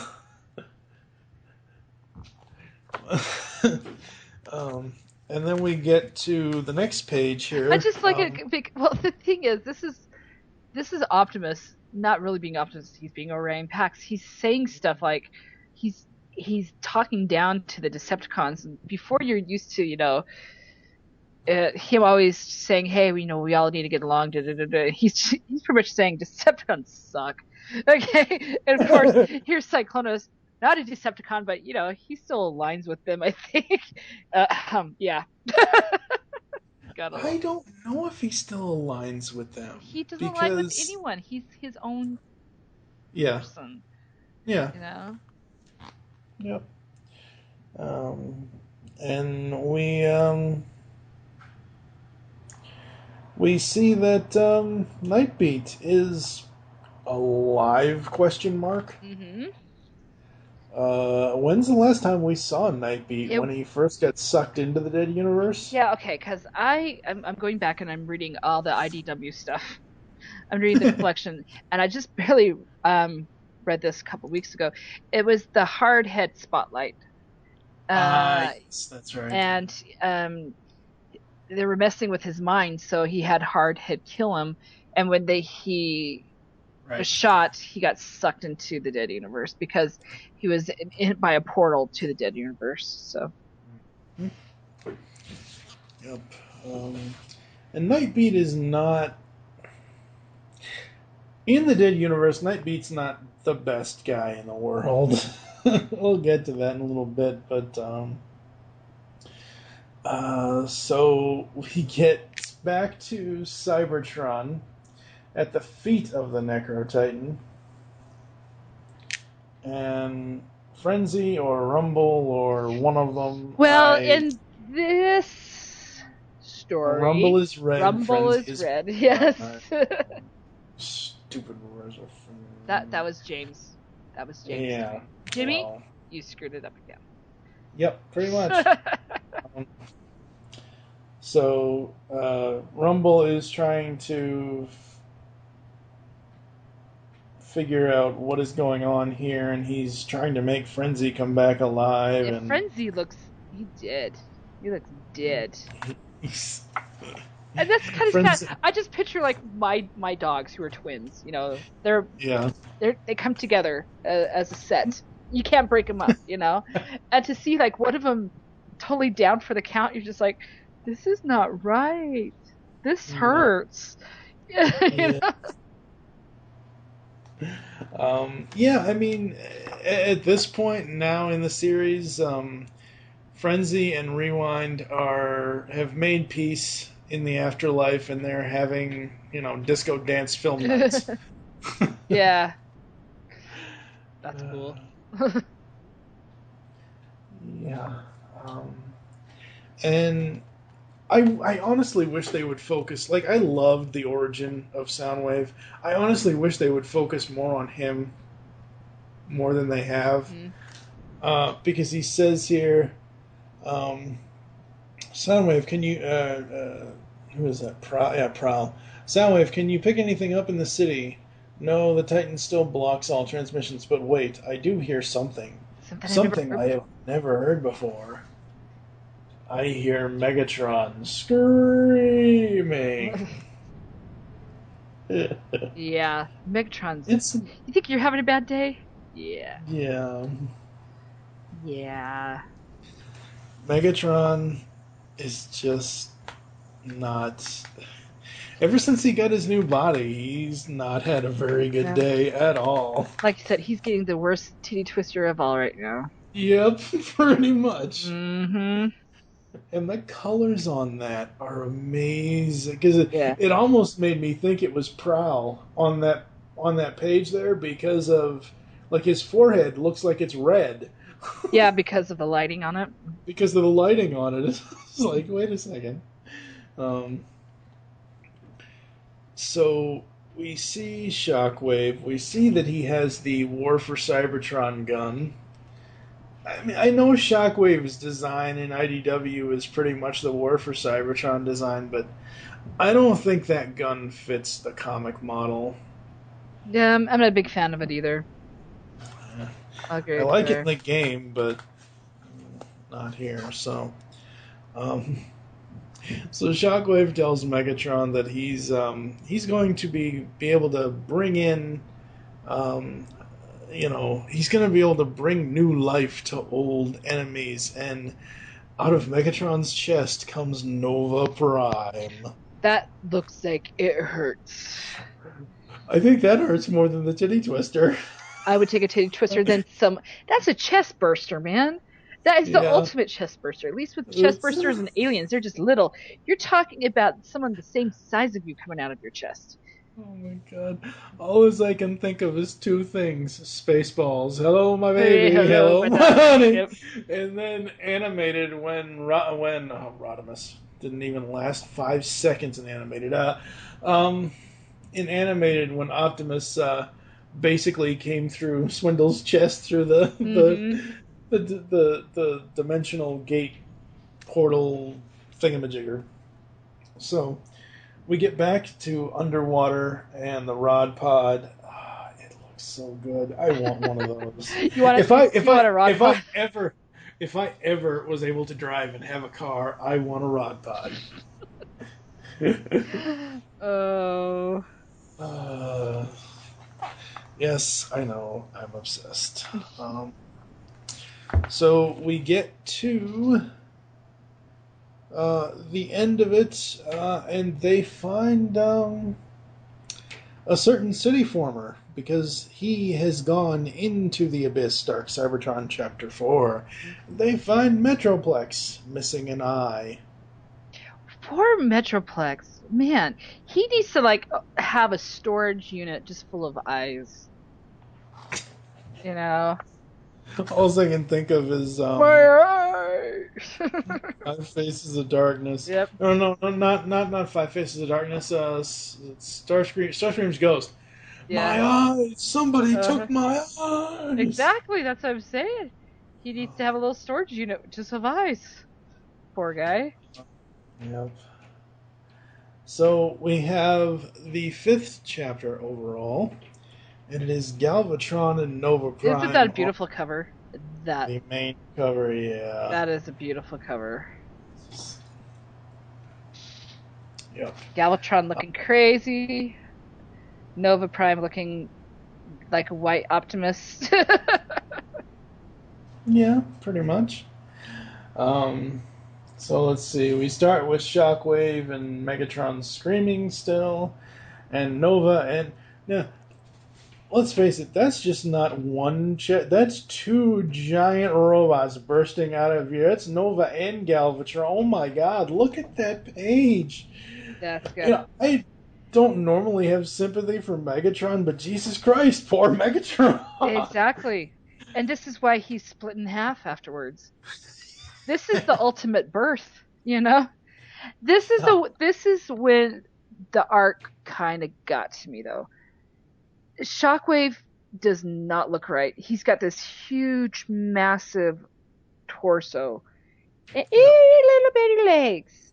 Yeah. He looks like one of those guys that likes to go to the gym, but they only work on their arms. You know, you gotta do leg day, baby. Come on. This is really the full-on War for Cybertron Shockwave. It really is. I just don't like it. I don't like the look. No. Not really. So we get this all-out battle where everybody's fighting everybody. We get, wait, did Bumblebee? Oh, that's right. They break in because they find it because Metal Hawk was with Mega. Oh, I see what happens here. That's funny. Bumblebee, Ironhide, and the Dinobots find this place, break in, and start a fight. Wow. Well, Soundwave and his little minions are there too. Hmm. Yep. And then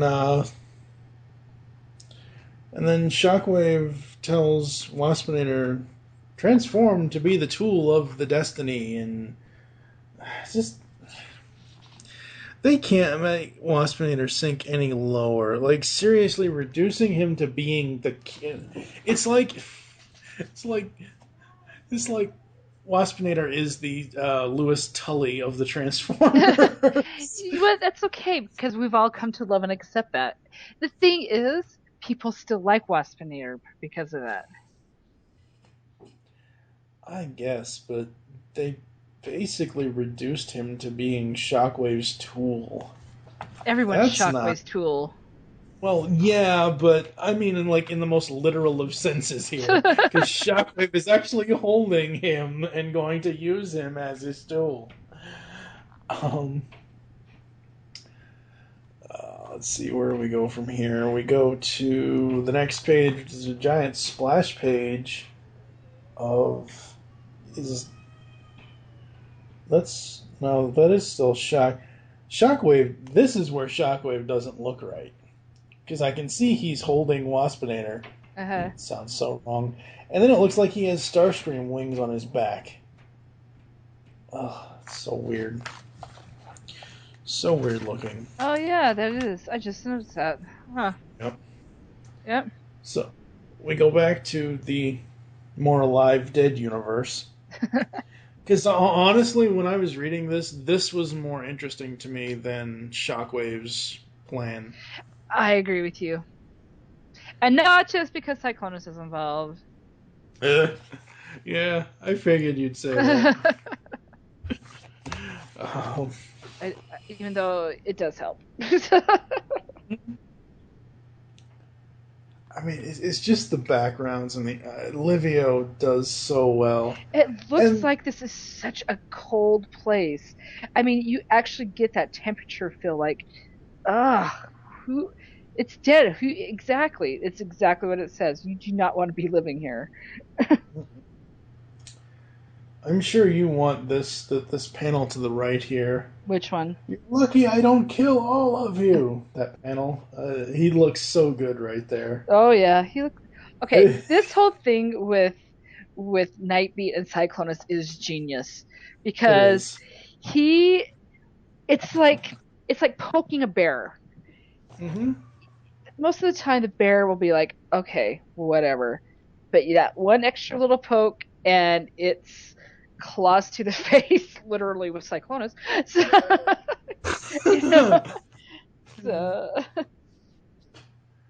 yeah, I love it. Absolutely. I love it. I mean, when you black out his face and you just see his eyes, it's amazing.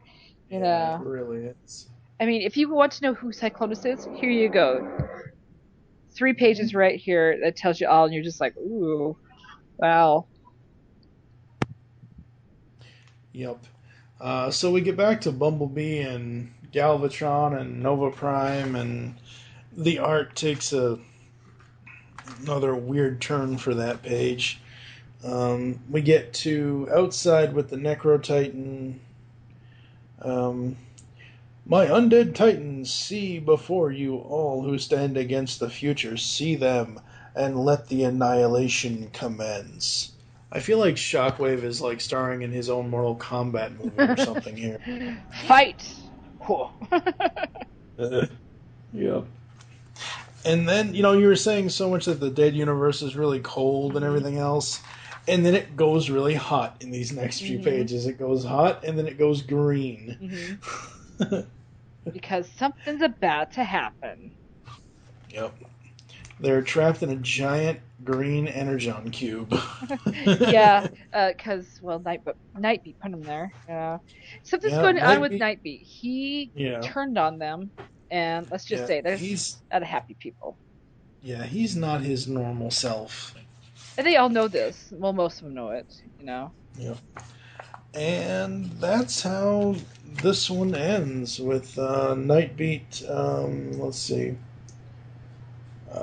You know, Nightbeat and Orion realizing that, hey, Nova's in control here.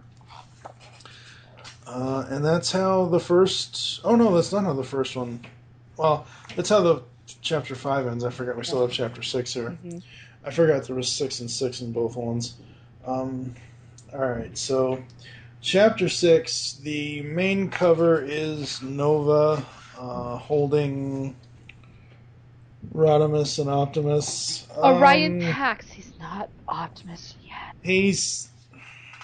I don't care. They should have just called him Optimus Prime. I don't know why Rat Trap had to have a subcover, but he does. Toy, these were pack-ins. Yeah. You gotta remember, these were pack-ins. Dark Cybertron. Did you get any of the toys that have the pack-ins? I got Skywarp. I got the Skywarp one. What is the story in that comic that comes with him? Oh god. You don't remember off Which the top part? of your head? I don't remember off the top of Okay. my head. But the thing is, the pack-in comics, because they each have like their characters and stuff. But with the pack-in comics, instead of the like any of the background that you see, it's just white in the character. Oh, okay. So. So Chapter 6 is no exit, and the Dinobots are going to be doing typical Dinobot stuff. And I got a question for you. Titans- Do you like the look of Swoop? This is one of those things, people who like it or hate it. Just the new design of Swoop. It's okay. I still prefer Swoop to be, G1 blue, but, G1 cartoon blue, but, I mean, I like it. I mean, I've liked the Dinobots and what I've seen them in so far, mainly, obviously, Rage and Beast Hunters, but the Dinobots are alright here. I do love the light. Again, one of the most precious moments in Transformers is right here. When Astro Train, you find out that he's almost blind. I was like, oh, he needs binoculars to see. I'm like, that's so sweet. He's old. I don't see how anybody can be older than Cup, but yeah, I mean, Astro Train is being portrayed as a feeble old man at this point, and it's really sad. I kind of like it, and because it's got that, it gives him more of a human side, and I enjoy that. So yeah, absolutely. So we go to the inside of Metroplex, underwater on an unknown planet, and we get the Rod Pod flying around the insides of Metroplex underwater on an unknown planet. And you get Ratchet and Perceptor and Ultra Magnus talking. You've got... I love it when Whirl and Ratchet's their little quirk is awesome. Just 3 panels. Because... Let me just read you this panel because it's awesome. Ratchet, well, something's not right. Whirl, easy on the jargon, Ratchet. We all didn't go to medical school. And then Ratchet, sarcasm, the first sign of a damaged brain module. Other symptoms include me hitting you in the face. And I'm like, yeah! I love that panel. I love that panel so much. Absolutely. Whoa, Ratchet. Not all of us went to medical school. I love that. Oh, I just love it. Whirl is such a douche. I love him. Yes, we all love Whirl and her idiosyncrasies. Did there. So we have Tankor. Oh Lord. Tankor. I like how they did that though with Tankor and made him have his own clones. Yeah. It's kind of nice to see that somebody else besides Starscream has clones of themselves. They're scientific, Yeah. And we then kind of go to the dead universe, and we realize that obviously, I was going to say Brainstorm, but Nightbeat betrayed them, and Cyclonus is just like, basically face palming it. It's like unbelievable. So cool. And this is the page I was talking about earlier, where Rodimus gets backhanded by Optimus. Oh my gosh, Quack. this is one of my favorite moments here. Yeah, because Optimus has a plan, but he doesn't inform anyone until he does a little beating up on his own. When I saw that Rodimus got hit, for some reason it bring me great. Like I said, I enjoy. You love seeing my favorite I character just hurt. like I seeing him know. get hurt. I don't know what it is. I like Rodimus. I really do. But for something, it just brings me joy to see. Because he's just like, what was that for? Love it. So Nova Prime has arrived, and then we cut back to the Lost Light and Ultra Magnus. Sorry.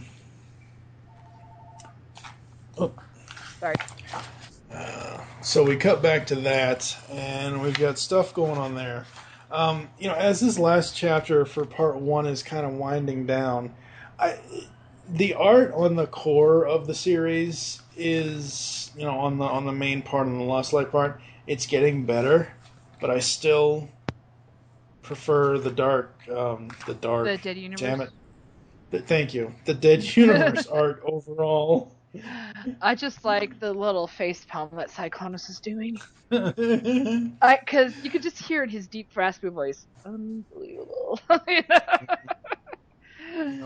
I love that. I want a big picture of Cyclonus just face palming like, oh, the people I have to deal with. Love it. Yep. Absolutely. And then we have, the ending of part 6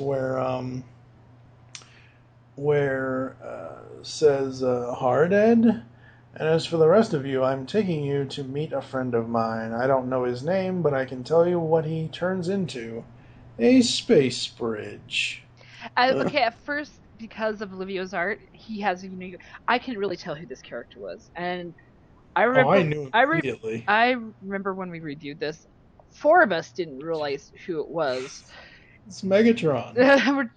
We knew it wasn't Megatron, but we actually asked James James. We actually asked James who it was. Like, oh, it's Cup. So Cup is back. Oh yeah, that's right. It is Cup. You're right. Mm-hmm. I saw the titty twister arms and I thought it was Megatron. No, it's Cup. It is Cup. So because the way that the light comes out of him, mm-hmm. It reflects so much. You're just like, oh, okay, it's Cup. We haven't seen Cup since Transformers Infestation, so which many people didn't read, which they should because I liked it. Yeah. And everyone knows I only know awesome stuff. Yes. I will say, out of this first volume, I really am digging the story. I gotta say though, like talking about covers before we move on to the second part, the only one out of all the covers that I absolutely hate, and it's not because I have a lot of experience with this artist or this comic book creator. The Rob Liefeld cover is just so. Where's that one at? It's at the very back of the trade. It's right before the last page. You'll be able to tell. It's opposite the Rodimus, Cyclonus, Optimus art. Okay. Ooh, I like EJ Sue's. That's cool. Okay. Am I missing it? I don't see it. Rob Liefeld? Yeah, it's the very last cover in Chat Volume 1. Oh, okay. Gotcha. Dark Cybertron Transformers Chat. That is the worst cover out of all of them. Yeah, I'm not a big fan of that one. No. We're going to take a quick break, come back, and discuss part 2 overall after this. Me Grimlock, not podcaster. Me Grimlock King. Dark Cybertron Volume 2. DOS! Starts. Yes, sounds Starts off with the cover of the trade, which is Megatron versus Shockwave with Nova looking on. I assume that's Nova since it's Yes. more black than blue. And we have a bunch of dead bodies at the bottom. We have I Bumblebee, hated this cover when I first saw it. we have RC, we have Prowl, we have... It doesn't matter. Those people Well, look, don't matter. Those people don't matter. Only one person matters. And he's right there. Cyclonus go boom. The Cyclonus has a look of satisfaction on his face. That's one climax to go out with a bang. Boom. Talk about an explosive one. Yep. All right. So Dark Cybertron Volume 2 picks up with a previously page. Did they? No. Well, yeah. This probably would have started with I was trying to remember if Chapter 7 has this previously page in the single issue. I think it does. Basically what they did here was they reversed it and put the cover of Chapter 7 on the back of it. And Chapter 7's cover is Whirl, Ultra Magnus. and There's no it's just the two of them. Yep. Cup? No, it can't be Nope. Cup. There's someone else there. Am I missing it? Well, they've got the eyes of the Ammonites. Oh, background. that's in the background. And then they've that's got right. the arrows, which are illuminated. Yeah, Metroplex's arrows. That's so funny. This is a pretty good shot of World, just to show that he was a Nazi experiment at one point. Looks like. I'm not kidding. World is awesome, but oh wow. I'm gonna tell her you said that. Oh god.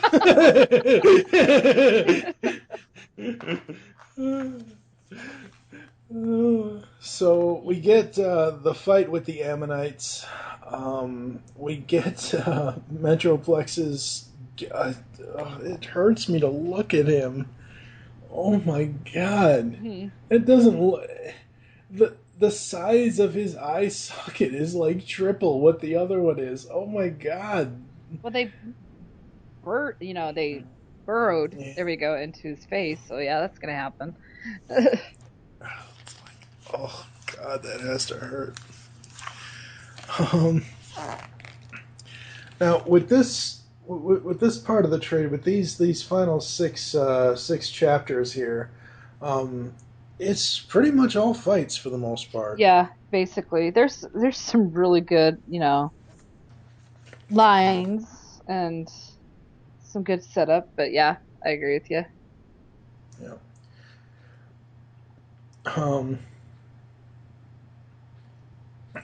I do remember this part with Getaway and Ratchet and Brainstorm. I bet that's him, and I bet he's done something. If he needs help disposing of a body, tell him I'm not bailing him Out again. I like that. Not again. It's Swerve returning my call. I'll put him on speaker. Hey, thanks for calling back. Get out of there. Are you joking? Does it sound like I'm joking? Kind of. Well, excuse me if my vocal synthesizer wasn't built for high drama. What's the problem? Why do we need to get out?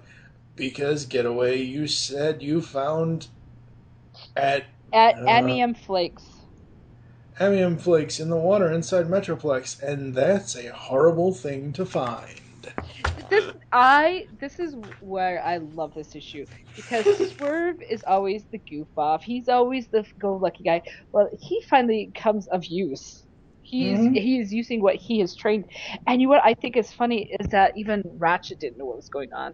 These medics that didn't know what this metal was, and I loved it. So you have to take Swerve seriously for the first time, and the thing is, no one does. Until he's like, no, really, you've got to listen to me. It's like, out of everything I've ever said in all of the time that this series has been going on, this is the time you need to listen to the words that are coming out of my mouth. I mean, Oh God, Exactly. Swerve is Chris Rock. Are you paying attention to the words that are coming out of my mouth? Yeah, It's no one like, oh. understands what's coming out of your mouth.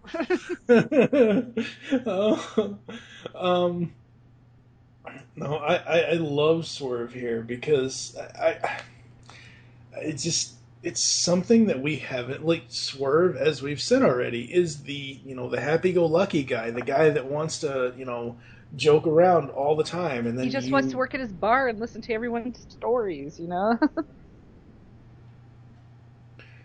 uh, let's see. Now you've got 1,000 mini. Oh yeah. Um, you know what this reminds me of? This reminds me of a cross between the Return of Optimus Prime and Rebirth. The reason why I say that is because Swerve saying it's basically like a death plague, get out of there, reminds me of the hate plague from Return of Optimus Prime. And then when he goes, but that's the same plan as before. That was a different get out of there. That was when you were going to be infected by the death plague, and now you've got 2,000 minicons heading your way.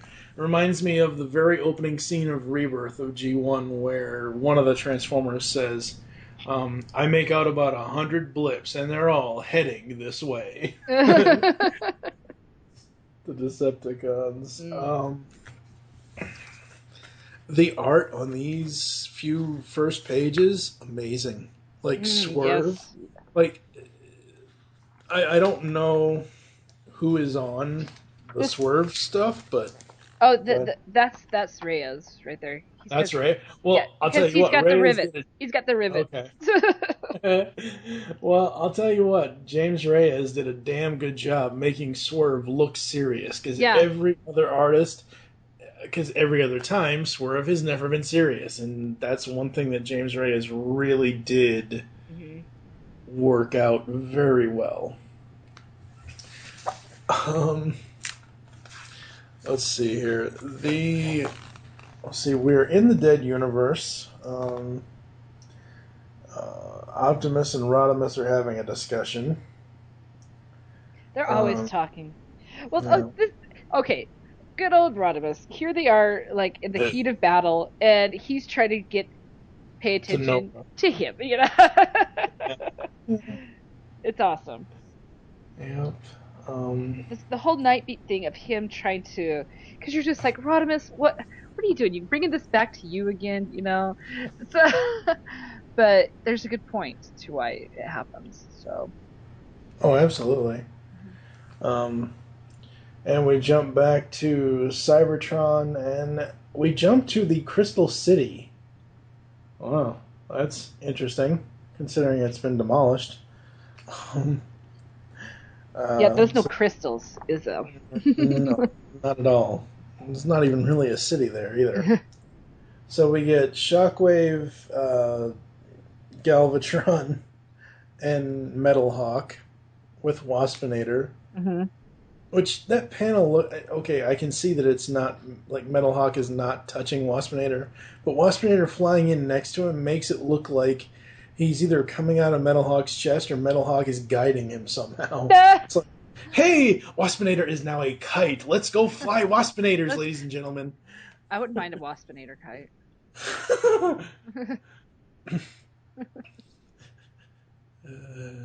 so, um, let's see here. The next page shows Jaxus. I believe that's Jaxus, yeah. And he is back. Um,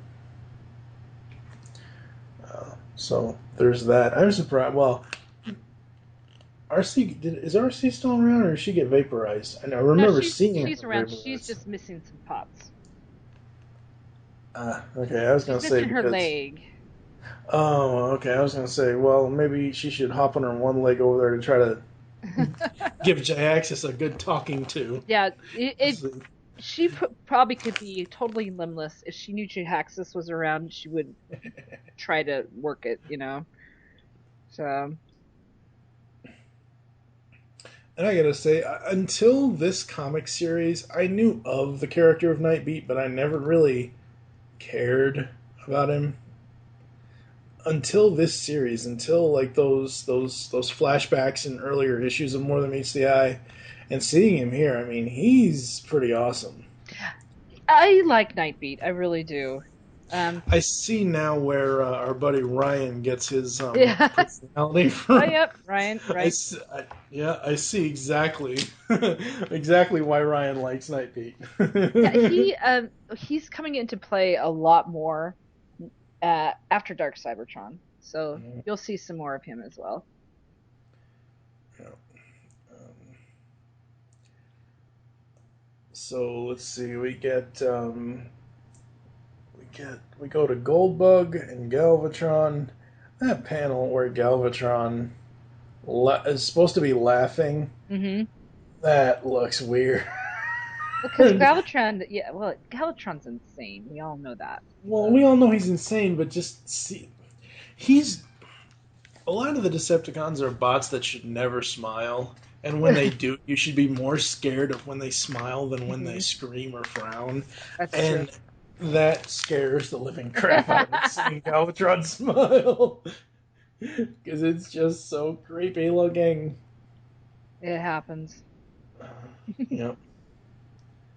And he calls Bumblebee tiny golden Autobot. That's just hilarious. Well, you come and think about it, you know, he is a gold bug, so Yep. Yep. Galvatron, he just really doesn't care.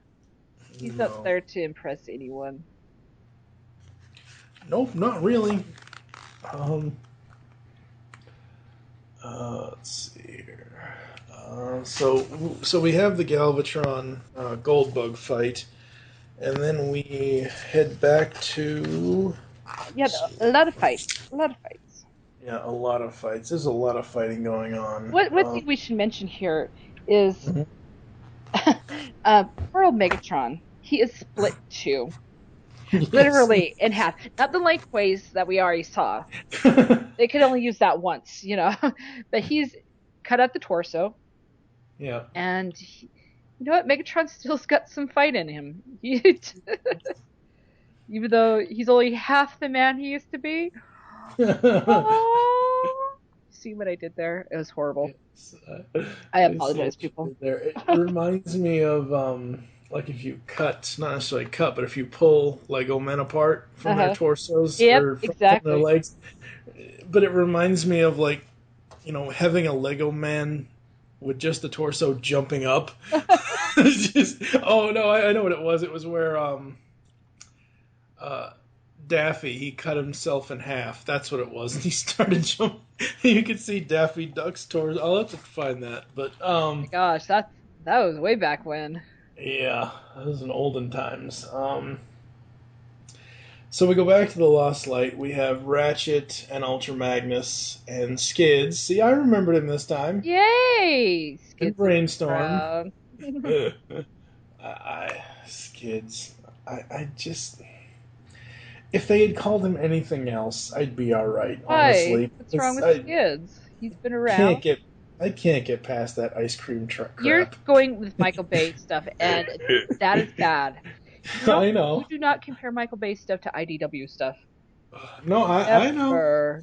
No. That's a big no. I compare... Oh, yeah. Mm-hmm. Michael Bay is the 21st century Eric Raymond. Yep. He likes to blow stuff up. Yep. And the title of this story, as we get to the final page, is "The Dead Are Not Enough." And your favorite character, your now favorite character, just suddenly appears with a wrench. She's one of my favorites. I love Nautica. She really needs to have her own miniseries. She's awesome. She's mysterious. She's got a cool wrench that I want. Love it. Yep. And that's how that one ends, with the appearance of Nautica and Chromia. Ooh, females. Yeah. Females. Everybody run. Oh my gosh, there's girls in Transformers. Oh no. Remember the very first time, and I'm going off the rails here. I remember the very first time uh, Leonard and Sheldon and all the guys took Penny into the comic book store, and Leonard's like, "Don't worry, they're more scared of you than you are of them." I know, they just stare at her. Yeah. Yeah, that was funny. So we've got Chapter 8 here. I gotta admit, like I said, I wasn't, like I said, I'm not a huge fan of James Reyes Mhm. from that first time I saw him, but that last page with Nautica and Chromia looks amazing. That was awesome. It Yeah, looks so awesome. amazing. Yeah, that's pretty. That's, I know I'm going to get this wrong, but that is so not Swerve, correct? Where are you at? The cover Oh, after the that final page. is. Crap. Oh, What is that? I just lost it. Oh, God! He's the one with Swerve. Oh, yeah. Crosscut. God. Crosscut. That's it. That's it. I'm Yeah, like, yeah, not yeah. Crossbones. That's Captain Crossbones. America. I Oh, just watched Captain America. I'm like, it's not Crossbones. What is it? It's Crosshairs. Yeah, No, I it's know. Crosscut. So. Wait, what the? What now? Tailgate, Windblade. Wait a minute. This is Chapter 8, right? It should be. Yeah. Huh. I think the wiki screwed up. That. I hate to say it, but I think the wiki screwed up because they have 3 covers here that are not crosscut at all. Subcover is Beefy Tailgate by Phil Jimenez and Huh, weird. That's strange. Oh, I know what they probably did. Let me look. I know what they probably did. Let me see here.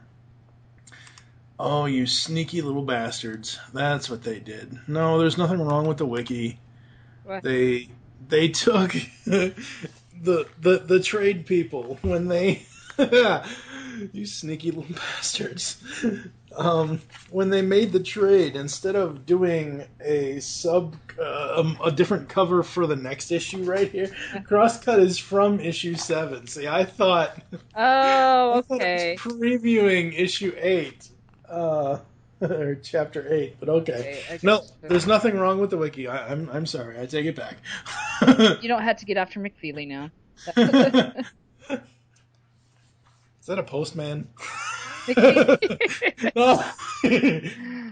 Where's Mr. Rogers when you really need him? I bet you he got that a lot. I'm sure. All right, so chapter 8 starts, and we see. I don't think I've seen Bumblebee's new alt mode until now. Oh, really? I don't remember it. I don't remember. I've seen the robot mode obviously, but I don't remember seeing his Car mode? car mode in the comic. I mean, I've seen the gold fire or the gold whatever the toy was supposed to be, but Goldfire, I believe. Goldfire Bumblebee or something like that. I'm pretty sure it's something like that. But Megatron riding Bumblebee. That's one of my favorite parts. This is one of those moments you're just like, this is awesome. I remember opening this up the first time. I'm like, am I seeing? Is this what I'm seeing? This is awesome. You know. You know what this reminded me of? Hmm.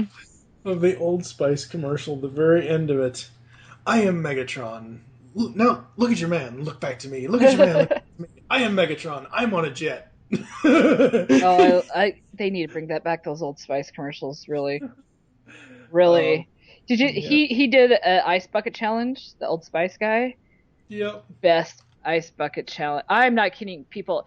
Even just go. It's funny too. He's sexy, but it's also funny. Go watch it. It's awesome.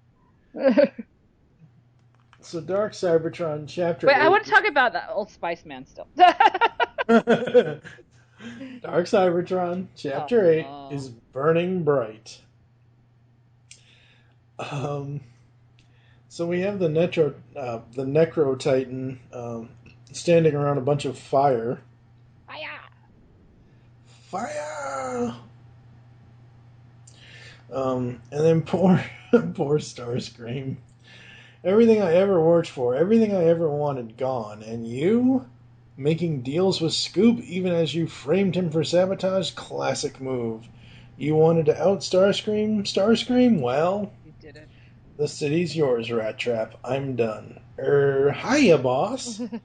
I'm sorry. I love James. I love John's writing. I can't get past Rat Trap as a Decepticon sympathizer.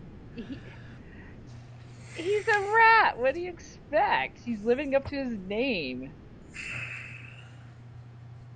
Next thing you're going to tell me is they're going to bring in a Dark Designs Rhinox.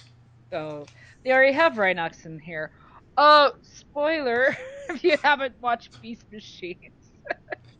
No, Oh yeah, no, I know about that. No.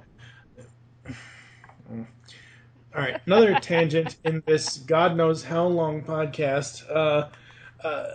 Another tangent here. In Beast Wars, the episode Dark Designs, Megatron turns him evil, and he turns like this dark green and purple color, and brings out his more Animalistic sinister, side. sinister side, and like, yeah, that would be kind of cool, but kind of insane if they introduced that here. But yeah, no, I knew about Tankor. Okay. Yeah, It is 20 years old. I think we might be safe. If you haven't watched it now, people, you probably won't. Wait, seriously? What was it, 95, 96? 96 for Beast Wars, 99 for Beast Machines. If it's 99 for Beast Machines... 15 years. Yeah, something like that, but Jesus Christ, that's when I graduated high school. Oh my God. I graduated before then, so shut up. 1985? I am not that old. I am old, but I am not that old. No, I graduated high school in 95. Oh, well, I was 10 years off.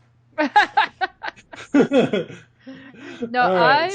I tell people I was at that perfect age when Transformers and My Little Pony and G.I. Joe, they all came out, you know. I was 7 years old when Transformers came out. Mm-hmm. Perfect age. And they suckered me into it. Yep, they did it. I'm a sucker. Alright, so we get Soundwave, Prowl, and the Dinobots. That's all I'm going to say about that. I'm not using names. And I love... that is Prowl, Soundwave, and everybody else. Yeah. See, Starscream has it right. Everybody else. See, yeah. Slag, no slug. Yeah, I still do not like that. Nope. I will always call him Slag. I think most people will. Yep.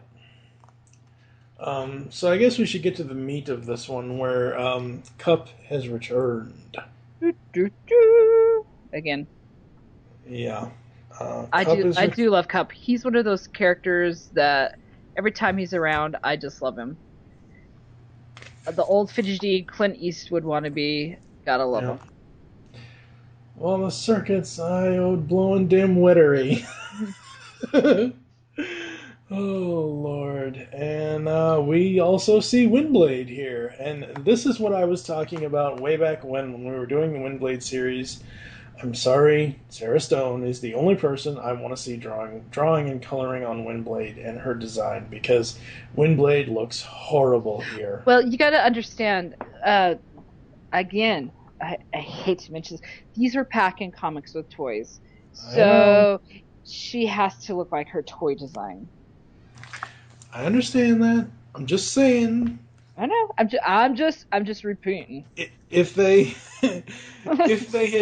had made the design, if they had made the toy to look, accurate to Sarah's designs, I wouldn't have a problem with it. But the fact that they didn't kind of pisses me off too, because it's like, that was this was one of those moments where Hasbro got their fingers into my comics again.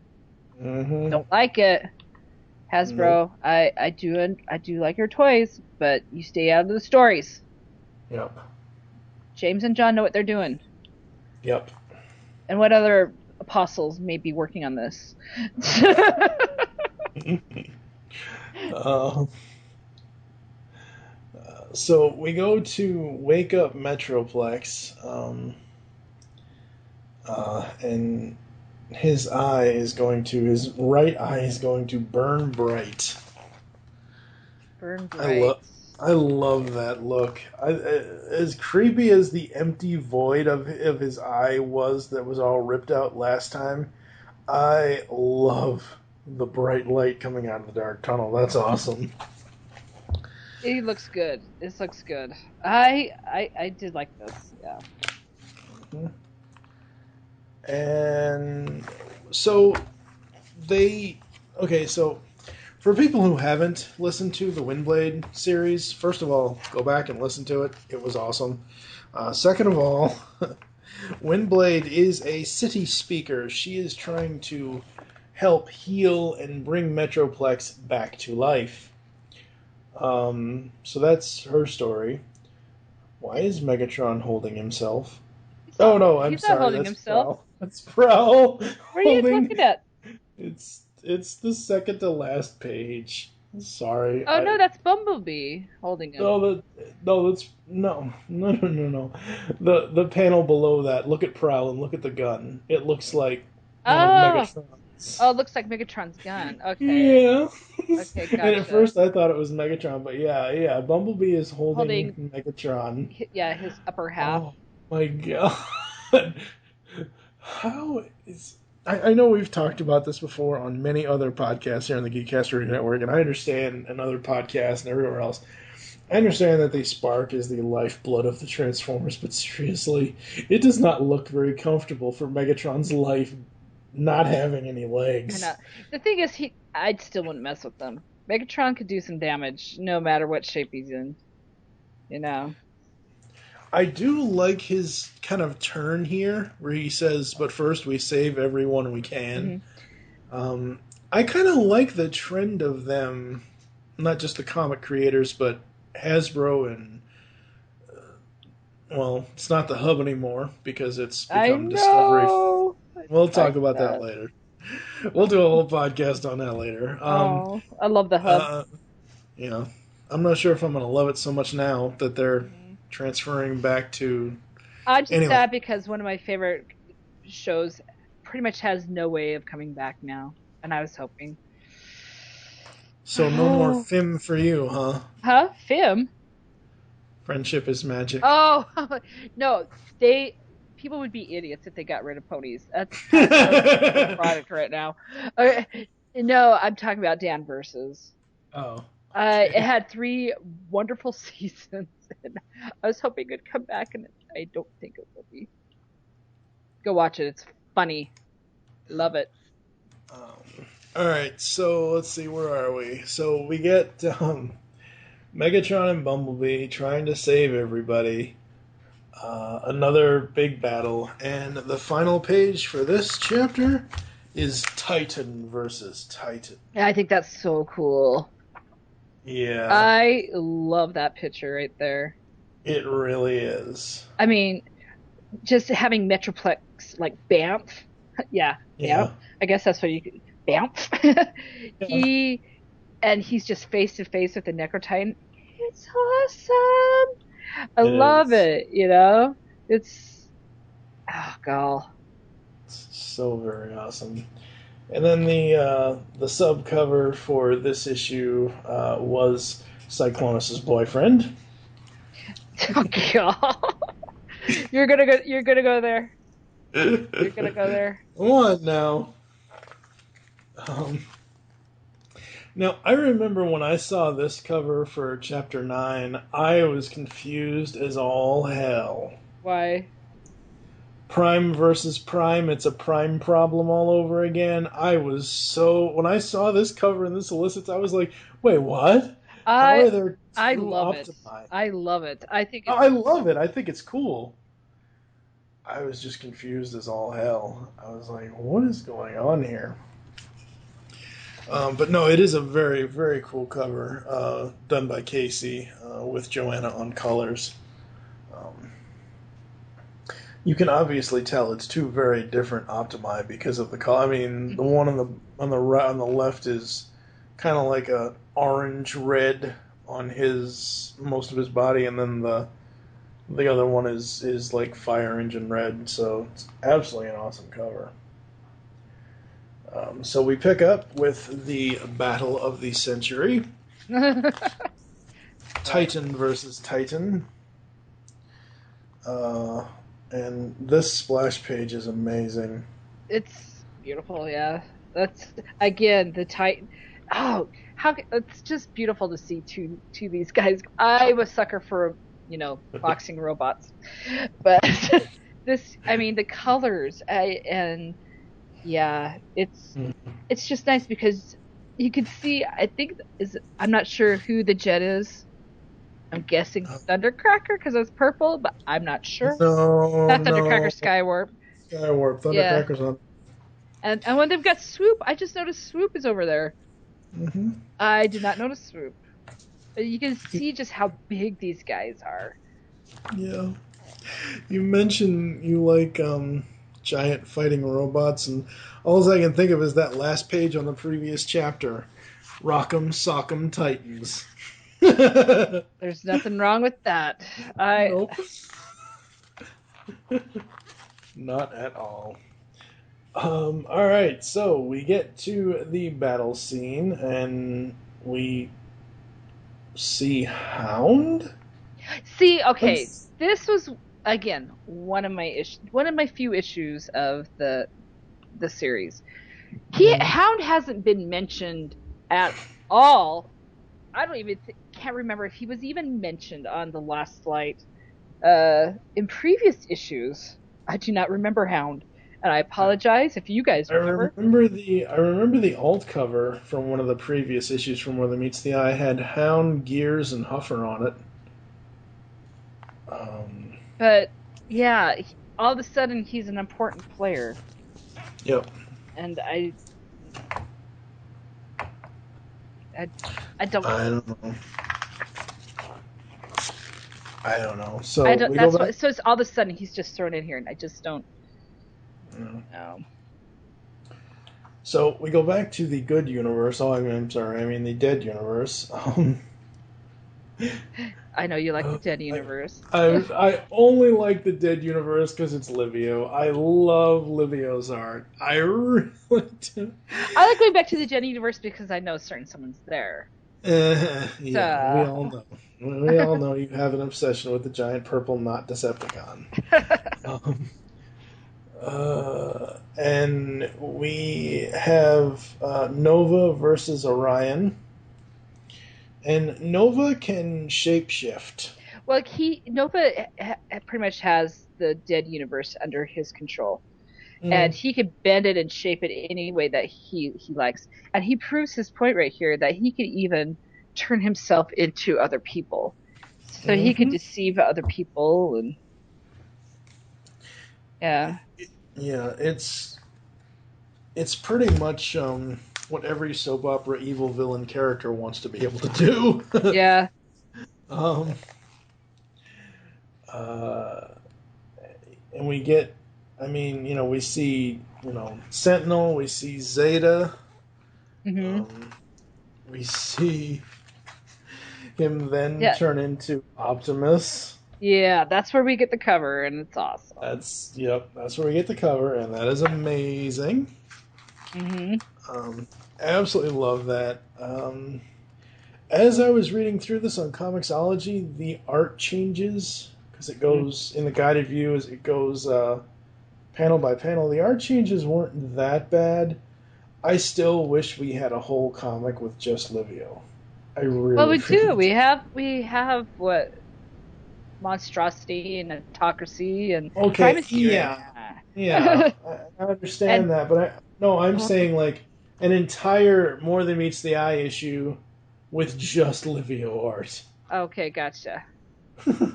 Gotcha. Because it is so good in this. I mean, it is so good. So we have Prime versus Prime. And we have Orion, please listen to reason. My name is Optimus Prime. Woohoo! Here we go. This is what we're talking about, man. This is what we've been Rodimus. waiting for. He finally Poor gets out of Rodimus. his emo. No, I'm so sick of emo Prime. And it's just like, finally, you, jeez. I, yeah, finally. Way to go. It's only been 2 years. Yep. Yes, Absolutely. I'm very happy. I am too. I mean, because it's like Prime packs. Then he has everybody, he has to, remind everybody, oh, that's not me anymore, blah, blah, blah. Yeah. It's like, That's what I hate. It was a constant, let's throw this, this is not Prime, this is Yeah. not Prime. Oh, wait, it's going to be Prime. let's just make him Prime and be done with it. Mm-hmm. So we go I back agree. to Cybertron, where it looks like the Lost Light appears. This is page. Damn, the trade doesn't have page numbers. I know, Crap. that's what sucks. It's the page when we initially go back. It's after he says, "I am Optimus Prime." It's the page Yeah, as you turn. I got it. And I swear that looks like the Lost Light. How did they get out of the dead? Wait, was the? Oh no, that's right. It The Lost explains Light. it. The Lost Light wasn't in the dead universe. Optimus and Rodimus were. Okay. Okay, The so Lost what Light was dealing with the this Ammonites. took me. I'll explain in case people didn't realize this too, because it took me like a couple of readings before, 2 readings before I'm like, okay, the Lost Light. How did it come back to Cybertron? Because okay, the Lost Light, you got to remember, it has Metroplex's thumb in it. So when Metroplex bamfed, everything of Yep. Metroplex bamfed with him. So the Lost Light, because it had its Metroplex's thumb, it bamfed with him. And it took me the second reading. I'm like, where did the Lost Light come from? And so, in case you guys didn't understand, that's where it came from. Easy peasy, right? Right. Yeah. Because let's face it, that's James' ultimate goal is to break our brains, whether it's breaking it with just unmentionable things that happen, or if it's just breaking it with things that happen like Rewind actually dying. Mm-hmm. So this one ends with Shockwave saying, "We failed. The Dark Titan has fallen. The prophecy is false. Nova is gone, and Cybertron does not want a new Golden Age. Cybertron did not want the first Golden Age. Galvatron, it is time you learn this has never been about restoring some ancient royalty to an imagined throne. Years ago, I seeded the galaxy with 14 ores, each growing to fruition over the millennia. While not all of them took root, the rest have returned to Cybertron." Oh. Wait, why? Okay, and Shockwave says Jhaxus with a question mark. Why does Jhaxus call him Master? Why does Jhaxus call Shockwave Master? Yeah, I thought that was the other way around. I'm not sure. That is a good question. I didn't even think about it. Well, I guess Shockwave's in control right now, so. Yeah, pretty much. Yeah, I mean, this is all his. It's true. And poor Whirl, she doesn't have any arms, or hands, or feet.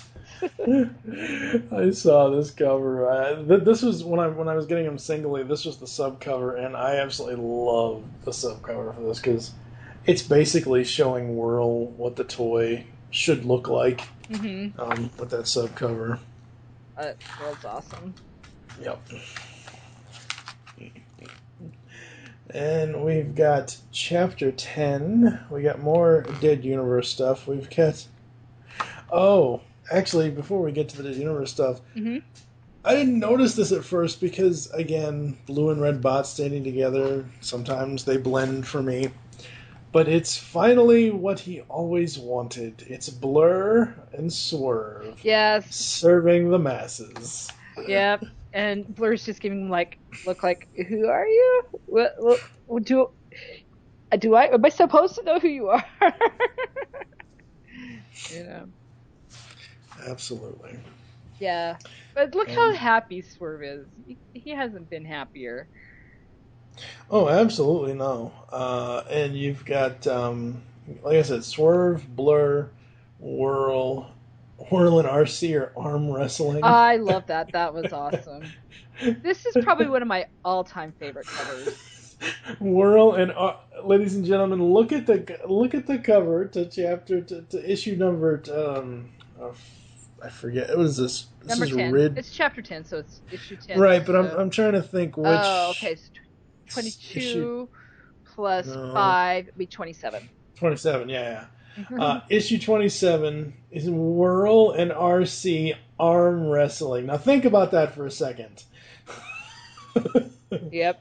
Showdown. You've got the Dinobots there and Brainstorm, which apparently Swerve doesn't care that he has his briefcase in his bar. I don't know. You got to remember, Swerve is in front of Blur. He doesn't care.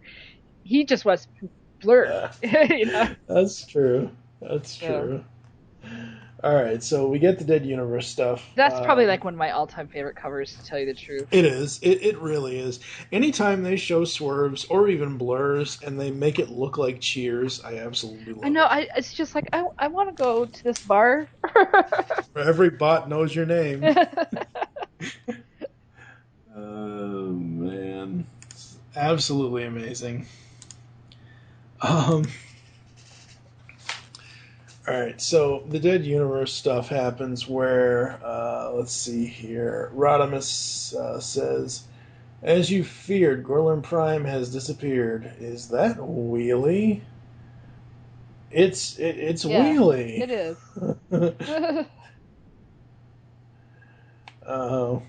And then, I'm trying to think, is that... Are you talking about the big splash page? No. Oh. I'm talking about the second page. Oh, I missed a page. Sorry. The second page where Rodimus is talking to Cup. Yeah. Maybe? Yeah, Cup. Mm-hmm. What's with the rhyme? Is he taking the... No, that's just how he speaks. He can't help it. Yeah, so you don't see Willie, but you hear him. No. Yeah, you hear him. Oh, man. And the big splash page is everybody. It's just everybody. This is one of my favorite pictures of all time. And I believe this was on Alex Milne's Demon Art page, was it? And you could see everyone. He even took the boxes, the other panels off, so you can see everyone that's there. It's great. It's really good. Yep. We see Skylinks up at the top right. We see Ratchet. I hate that guy. Oh, come on. Skylinks is the worst character in Transformers history, and you guys could write hate mail to me, because I want to know, why does people like this guy? He is the biggest douchebag. I cannot stand Skylinks. I remember when my buddy Michael Wilson and I were doing Pecan About Michael on Twitter, when we were doing the TFG1 podcast, he says, that guy shits guns out of himself, because in G1 he opens up his cargo hatch and all these guns come out of it.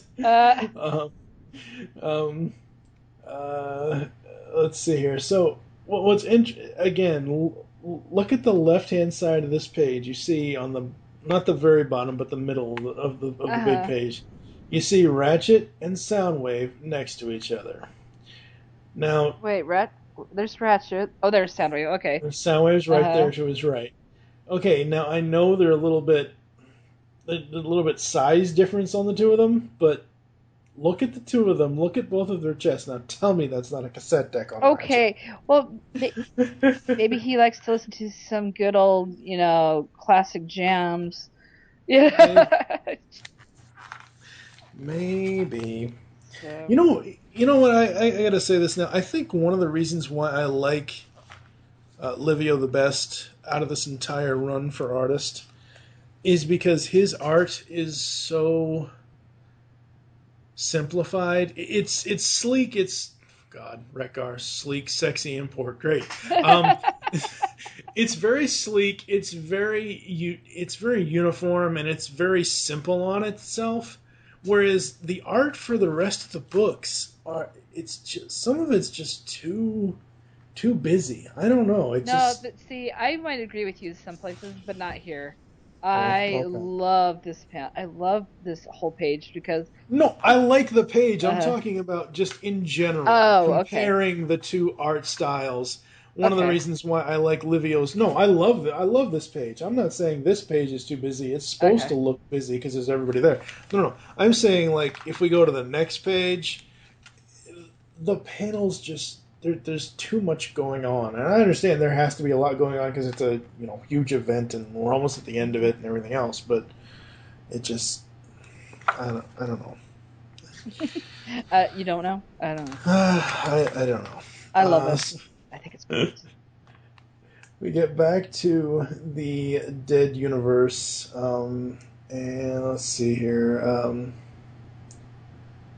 We get Optimus and Rodimus. Enough discussion, I think. No, just no. Don't even go there. You're not in any way, shape, or form dying, so that we don't have to. Nor is Cup, nor is Nightbeat.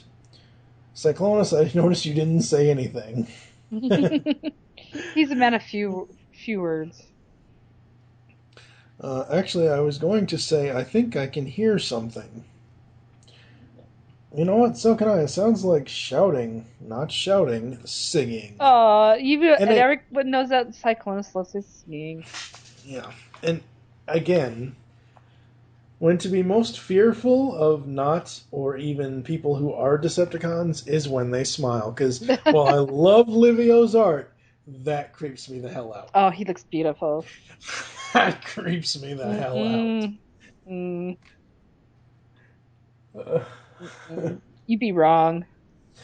I'm just saying it creeps me out. I'm not saying I don't like it. I'm saying it just creeps me out. Um, so we go back to Cybertron. We get Shockwave and Metalhawk, who is apparently now Shockwave's bitch. Um, it's all this stuff happening at once, and I know that they're trying to wrap this up because we have one more issue and then the finale. Hmm. And I do like the story here. I really do. I think it's really, really good writing, and it's again. I would love to know. I know James and John collaborated on this, but I would love to know if they are. I know they live in two completely different places, but were they, did they have each other on Skype the entire time they were writing and throwing ideas out at each other, or did they each go off and write their own issues because these also were single issues of each ongoing? Or because reading it in trade, as much as I love reading it in trade and just loving reading it all at once, again, I have to say, I still can't tell who is writing what. Ah.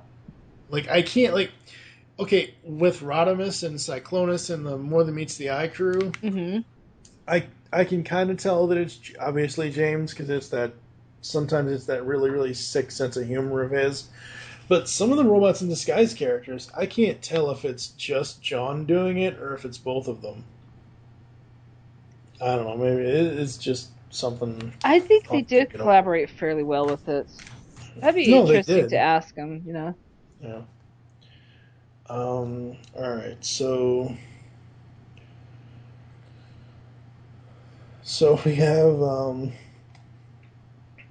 we have Ultra Magnus and your new favorite Autobot. Uh, I love I, Nautica. I have to go outside. Trouble. Ultra Magnus, wait, we already asked him, Metroplex, about the Knights weeks ago when we started looking after him. I'm interested in these things, seeing it was the first time it was too good an opportunity. And what did he say? What did he tell you? He wouldn't tell me anything. He said, dun dun dun. He said none of us deserve to know. That's kind of true. Mm-hmm. You think about it, Metroplex is the wisest Autobot, wisest Cybertronian of all. I agree.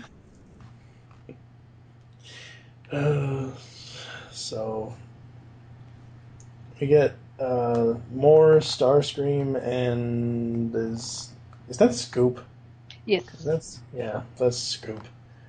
I'm not sure. Scoop's always in the way because he has to tell the whole world what's going on, and yeah. Starscream's not a big fan of that, but he'll do it just to keep in good with the public. Yep. Now this panel, I remember this on Comixology on the next page where it's Shockwave at the top, Mm-hmm. and the fractures go just like how you would read them left to right. I think this is brilliant. I mean, because everyone, even though they're in a different place Mm-hmm. in the universe, they're all looking up and they all notice something. Mm-hmm. Yep. And then we get to wait a second. That's not Bombshell, is it, on the last page? Front and center? No, that's just one of the oh, that's one of the Ammonites. Ammonites, yeah. Okay, and they're all yeah, different yeah. sizes. And... Yep. The Becoming. I like Chapter 10. It's interesting. Like I've said before in this entire podcast, I'm more interested in what's going on with the Dead Universe characters than I am with what's going on Cybertron. And the alternate cover, one of the alternate covers for this issue was that poetry fish, Skybite himself. Skybite is awesome. Unlike Skylinks, who's a douchebag. Really, people, I want to know why Skylinks. You guys like Skylinks. I dated someone like Skylinks. That's why I hated him. Okay? You'll never be a favorite. Oh my god. You dated somebody like Skylinks? Yes, he always had to say, anytime we went out, wasn't that nice of me to do? I'm just like, I hate you.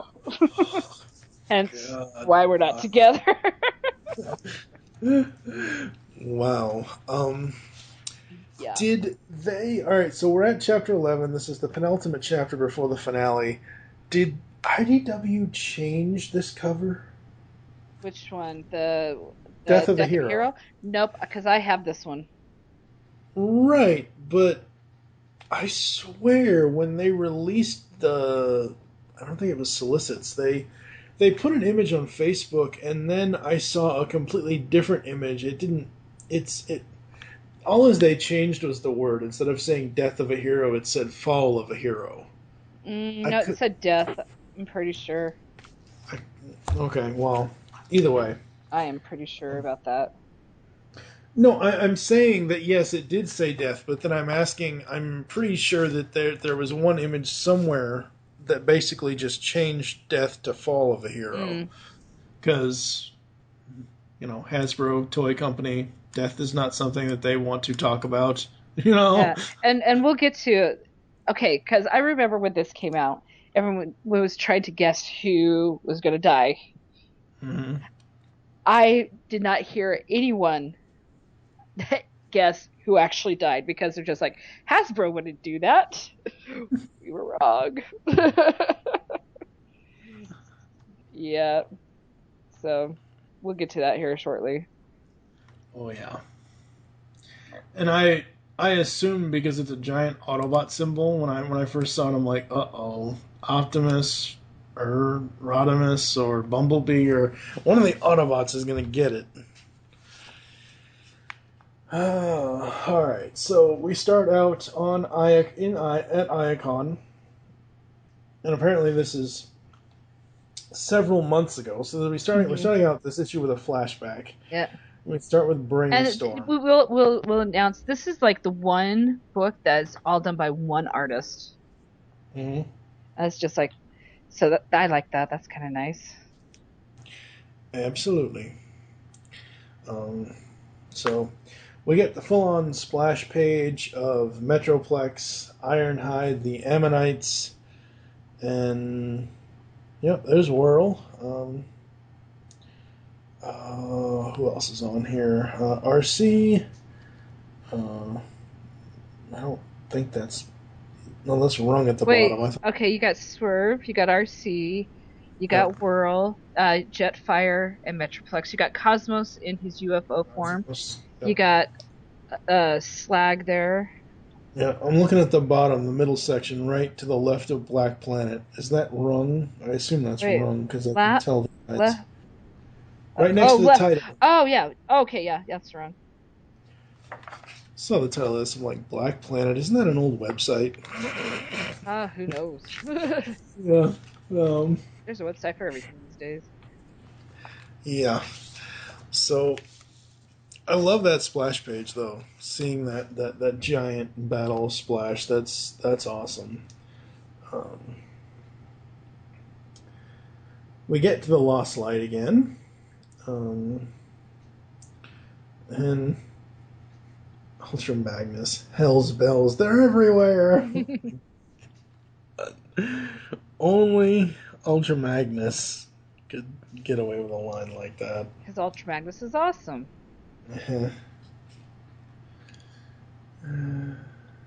I'm just glad they gave him a really cool origin in this series versus, hey, I'm just a white repaint of Optimus. Ultra Magnus is awesome. That's right. So we see Shockwave. He's enacting his ultimate plan that apparently nobody knows about. And he's going to basically turn the universe into nothingness. Why am I flashing to a Jason Lee character in a Kevin Smith movie? Shockwave is Azrael. I guess they have very similar. They have a lot of similarities, I should say. They're both turning the universe into nothingness. That's the exact same plot in both characters. So we go to Megatron outside of Metroplex talking to Soundwave. Oh, this is months ago. Okay, yeah, this is a flashback. I get it, and I like it because it is a flashback, but I'm like, hey, wait a second, why is that the war mode for Soundwave? And I'm like, I think that's cool that they worked that in, but like, wait a second, that's not Soundwave, but it is. It's his old alt mode. Or his old body design. I like it. I love it. I thought it was great. Mm-hmm. I was halfway waiting for the artist to draw in the boombox form of that alt mode. So, like, how many different bodies do these characters have? Like, everybody has a different body. I think the only ones that haven't had a different body are people like Swerve, Rung. Well, Prowl got an upgraded body when he got taken over by Bombshell. Yeah. Then he became Prowlistator. Let's see. Ultra Magnus had, Minimus Ambus and the Ultra Magnus armor. I think the only character that probably didn't have a different body than what they have now is probably Rodimus. Maybe Cyclonus. Cyclonus is... Well, I guess he really hasn't changed, yeah. No. Not unless he's going to change back into shrapnel. Well, I mean, his look has I mean, he hasn't really done an official change, but his look has changed with his horns and stuff. Mm-hmm. Oh, no, yeah, but I'm saying, like, completely. The majority of these characters have completely like Soundwave. In the past, he has a completely different body than what he has now. I like it. I'm not complaining about it. I'm just saying that I think it's a little interesting that they all had different bodies at the time compared to what they have now. Yeah. So, Devastator versus Metroplex, that's a no contest. All his Metroplex got to do is just stomp on Devastator with his fist. I mean, look at that. Well, they've got to try. They've got to try. You know? Yeah, just think of it this way. Metroplex is the Big Show, and Devastator is John Cena. Oh, Lord. I have made so many references in this podcast. It happens. I know. Yeah, that's all right. So we get to the big fight, and I gotta say, I'm really digging the art overall. The story is flowing very nicely. Oh, Bumblebee. Well, Damn it. I know. Once you give a bot a faceplate, he doesn't need to not have a faceplate. It's not like I could see if with his new body mold they've teased him about being Goldbug, but they haven't. He didn't actually change his name. They still called him Bumblebee. Yeah. I don't know. That's just one of my pet peeves. One of the small pet peeves I have when it comes to Transformers. Sometimes they like it, sometimes they don't, you know? Mm-hmm. And yep, that's why they took his faceplate off, because boom. Yep. Did not see that coming, really. And if you look at the trade on the panel right below that, I'm actually rotating it to my left. Uh-huh. The fire that's coming out of his mouth. If only it was coming out of his eyes a little bit more, it would be Prowl from '86. Yeah. So Bumblebee is dead. Yeah, honestly, because Bumblebee is like the character. I don't care who you are. Everyone knows who Bumblebee is. He's been the main focus of Transformers since the 2007 movie came out. And I never thought that Hasbro would actually would have killed him off. And he's dead. We've contacted people. Yeah, he's dead. You know, it's crazy to think that. Yeah, he does come back though, doesn't he? No, he hasn't been back.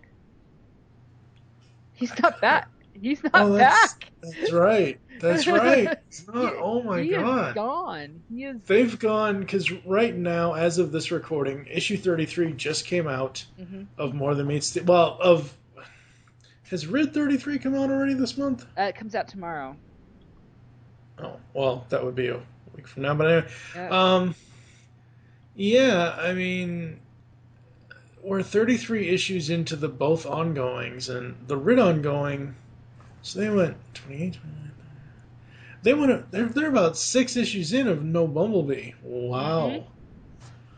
Yeah. Holy crap. Yeah, they don't, because some podcasts asked if they have they don't have any plans for Bumblebee in the future, in the comics. Not right now, at least. So, for all you Bumblebee fans up there, I'm sorry. I'm one of them. I love Bumblebee. I really do. I guess we don't have to worry about his Bumble baggage anymore. But the thing, I think people kind of like when Megatron and Optimus were out of the picture for a while. Mm-hmm. They just want to give the spotlight to someone else, you know. Mm-hmm. But he's going to be in the new cartoon, so. Yeah, they'll bring him back next year. He may not be in the rest of the comics for the rest of the 2014, but as soon as that, I mean, it's the same thing with Spider-Man. As soon as a new movie comes out, oh hey, we got to bring Peter Parker back from the dead, because nobody knows about Doc Ock as Spidey. All right, so we get to the penultimate page here. Pax? No, but close. I Yeah. love this final page. This is the team that we need to see more often of. Rodimus, Cup, Optimus, and Cyclonus. I would love this. Look, they're all well, Cyclonus isn't, but Cyclonus never... Well, he smiled earlier, and that just creeped me because the he hell out, likes to so... sing. Yeah. He Uh-huh. loves to sing. Yeah. Um, one of the... I believe this was either the sub or one of the alternate covers was Cosmos. That's a character I don't understand why people have so much love for him. He gets better. Cosmos. You've got to catch up. You've got to catch up because he does some cool stuff. No, I'm not saying I dislike him. I'm just saying, like, out of all the characters, I'm wondering what, like, you're wondering why people like wow, I'm glad I didn't Cyclonus. finish that Everyone sentence. should like Cyclonus. I get Glad I it. didn't finish that Everyone. sentence. You're wondering why people like Skylinks. I mean, I like Cosmos. I think he's a cool character, and I am caught up. I have read up to 32, so I've got to catch up on like the most recent issues. So we get the finale. The layouts are done by Phil Jimenez, pencils by Brendan Cahill, inks by Brian Shearer, and the colors are done by Josh Perez, and letters by Tom B. Long. This was one of the covers that I absolutely loved. Mm-hmm. Casey does an amazing Shockwave. That is pretty. It is pretty. I will admit. This is the only time I like the War for Cybertron, or Fall of Cybertron, whatever the hell, you know what I mean. The only time I like the game design gun on Shockwave is this cover. So the battle, wait, what does that say? Oh, I see what they did there. Cybertron past, present, and future, and it's X'd out. End of time! Dun dun dun. Poor Whirl. I feel you, poor world, but he gets it coming for him. Come on. No, I know.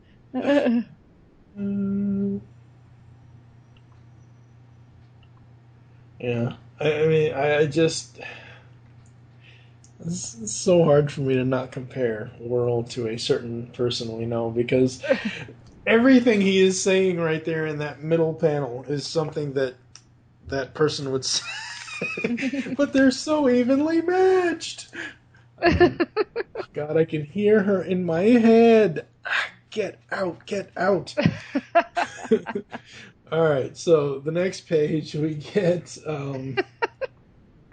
Sorry, Amy. We love you. Oh, God. It's just... Okay, next page we get... I mean, before we went down fighting while the universe dies around us, and we get a really, really cool battle scene. This is really cool. Yeah. It is. I mean, you see Metroplex, you see the Lost Light, you see CRC, you see, obviously, Whirl, Rung. Rung's always in the center of everything at this point. You know what? He's proven to be a badass these days, I tell you. Mm-hmm. I love that look. That's a beautiful look from Rung. Yeah, absolutely. And this is kind of, you know, the end of the beginning of the end, to quote the Smashing Pumpkins. That's an old reference right there. That's like a 1999 reference. That's like a Y2K reference. It's the end of the world as we... Oh, God. That's REM. I know. You know, James always talks about the More Than Meets the Eye soundtrack. Mm-hmm. That's the song that should play when people read this final chapter of Dark Cybertron. It's the end of the world as we know it. There you go. So we get Shockwave and Megatron, and says, "You provided me the resources to make my ores, Megatron, and your war, for what you did call it, freedom. Your war allowed them to grow unnoticed, so now you destroy the universe, Shockwave? You have gone mad. I destroyed nothing, because the universe... I caused the universe to have never been, save as fuel for Cybertron Eternal. A Cybertron of rote existence, no struggle, no change, no history, no life. Precisely, I created paradise." Mm. Yeah, Shockwave's a little crazy. Shockwave's a little more off his rocker than even Whirl is. Shockwave, yeah, he's not in the best of yeah. But I love the guy. He's awesome. Oh, I do too. I mean, absolutely. You know, I was half hoping James and John to throw in one of, the old Beast Wars speeches. "I am Alpha, I am Omega." I was really half... Oh, God. So, yeah. Overall, the art for this final chapter is just stunning. It's beautiful. It's great. The coloring Everything as well. about it is You feel like wonderful. you're right into it.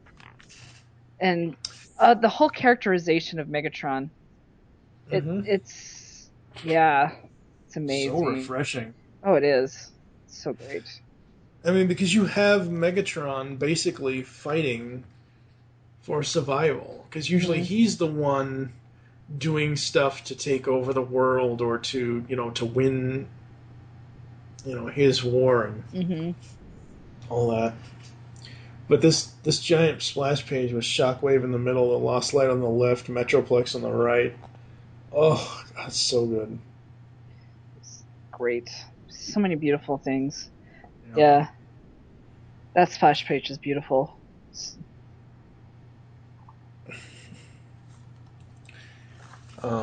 Absolutely. And let's see.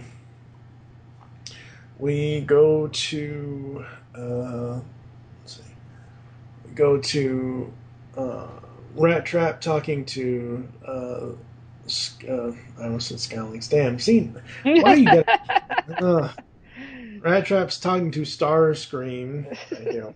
You don't insult Starscream like that. Not in my presence. Star Links, I can see it now. Oh God, don't. Rat Trap is talking to Starscream, and basically they're saying we've got to stop this from happening. Let's see.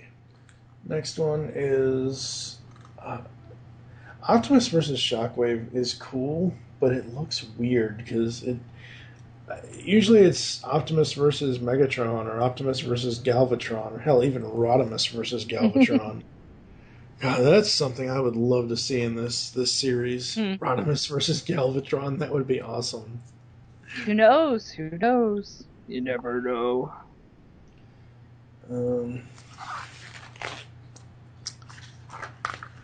What are you thinking so far?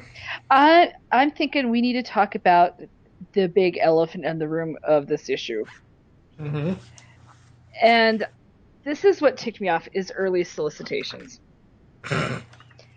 Because there's a big, huge game changer for the future of comics. And that's when, spoiler alert, Megatron decides to brand an Autobot emblem on him.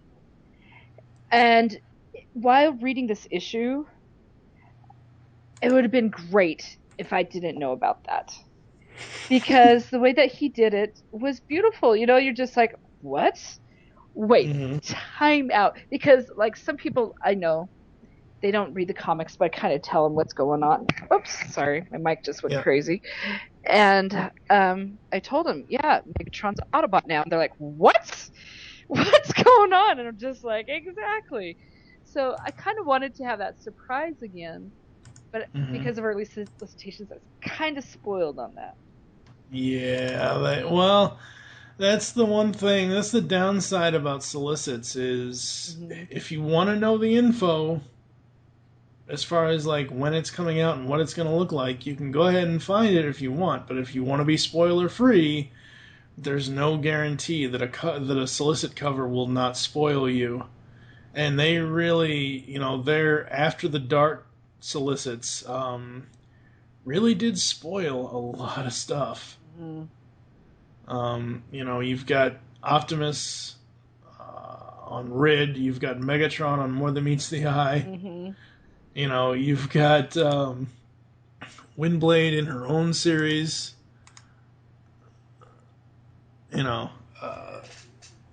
It was just crazy. But yeah, I mean, so Megatron switches sides.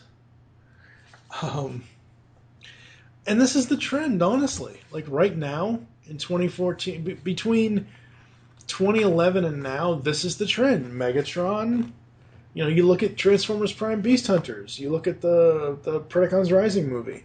At the end of it, Megatron was sick of the fighting. He was sick of the war, and he just walked away. And he, said, "Hey, look, we're not gonna do this, Optimus Prime. We're just not. I've lost my taste for being the warmonger that I was," and that's been the trend. I mean, obviously, you don't count that strange live-action universe, but it's in every other piece of Transformers medium outside of the movies. The live-action movies, that's been the trend. And hey, it's something that is going to bring people in. Like, Megatron is not what the hell is going on here? That's not what I know. That's, 30 years of Transformers knowledge, and you just blew my brain in 2 seconds of showing me an Autobot symbol on a gun. Okay, well, most Autobots have guns and not necessarily have Autobots, but you know what I mean. And I think it's a character building thing for Megatron. I love it. I thought it was great. I mean, yeah, you're right. It did spoil you on it, but I just wish I could have gone into it without. It was just one of those things. You're just like, oh, that would have been so good to not know. Yeah, not knowing is not half the battle. Oh man! So Megatron is an Autobot. And he says, "Shockwave, you hold the universe on all time and space in the palm of your hand, but I am holding something greater. Once this symbol represented our oppressors, the corrupt primes and complicit senators who forced us to follow our function, to live and die according to our class, to serve. You stood against them, and in retaliation they twisted you into an unfeeling, uncaring creature. It has taken me until now to realize they did exactly the same to me by letting me destroy them. This symbol belongs to Bumblebee, my friend Bumblebee. He fought for freedom, an honest freedom, inspired by a prime unlike any that had come before." And Hi, Megs. Nice to meet you. yeah, you think? My life has been dedicated to fighting this badge, but no more. As of today, I'm a different person. And if I can change, so can you. No! And then a big choom to Autobot Megatron.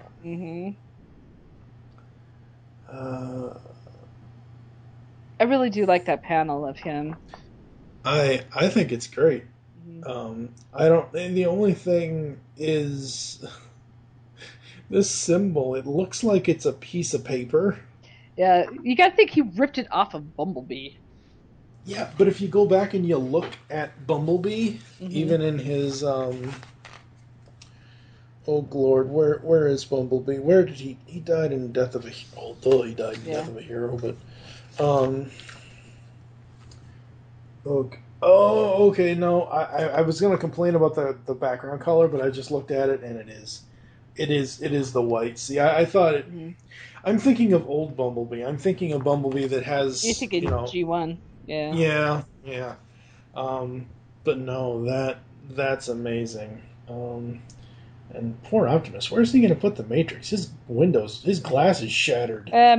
Optimus is used to dying and recreating himself. And If there's a person that's used to getting upgraded and stitched up, it's Optimus. And I love the last lines here. No, we're trying to help you gain control, and this is Megatron. And then Prime says, of yourself, or of your past, of the person you were. Because you do remember who you were, don't you, Senator Shockwave? Oh. That panel, the one eye and then the other, oh God, so good. Ah, so good. And then we get a scene on the next page that kind of reminds me of poor Ironhide. What? No, such foolish nonsense. Megatron holding the fusion cannon up. Oh yeah.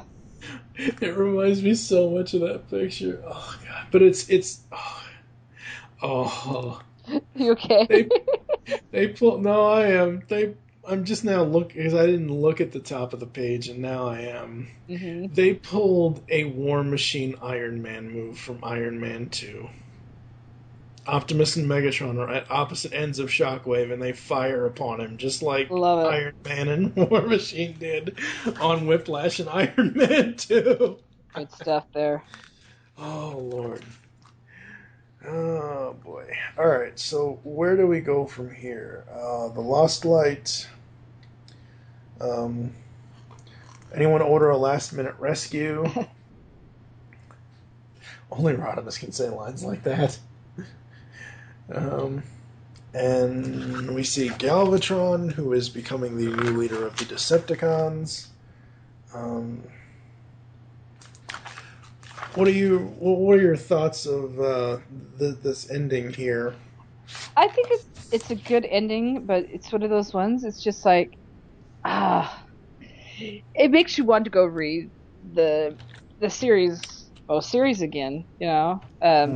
Continue on with it. Because it still leaves you with some questions, but not enough to say, this was a complete waste of my time. No, knowing that Megatron's an Autobot is amazing. To me, that's the amazing part about this whole series. And for the longest time, I thought Cyclonus was going to die. But besides that, and so yeah, I thought it was very well done, and I like the ending. To see Megatron and Optimus there walking together like they've been best buds forever, I kind of like it. What about you? I like it. I think it's interesting. I don't think they're gonna. Well, obviously we talked about Bumblebee, and he's not coming back for a while. Not for a while. I'm pretty sure Bumblebee will be back eventually. But... Yeah. Shockwave, I don't know if Shockwave's going to show back up in IDW, and if he does, it's going to be it's going to be a while. But if he does, my question would be, what would be his goal? Because I mean, if you look at this event, this was his plan from the beginning. I mean, when we first saw him way back in More Than Meets the Eye 9 through 11, or whenever the Shadow Play and all that stuff, happened. This was his plan for a millennia, for multiple millennia. And he failed. They killed him, supposedly. But, I mean, it's one of those things where if they bring him back, what could they have him do next that would basically trump nearly returning the universe to nothing? I honestly don't know. Good question. I'm not sure. Any final thoughts? No, just go and enjoy it. It's a really good read.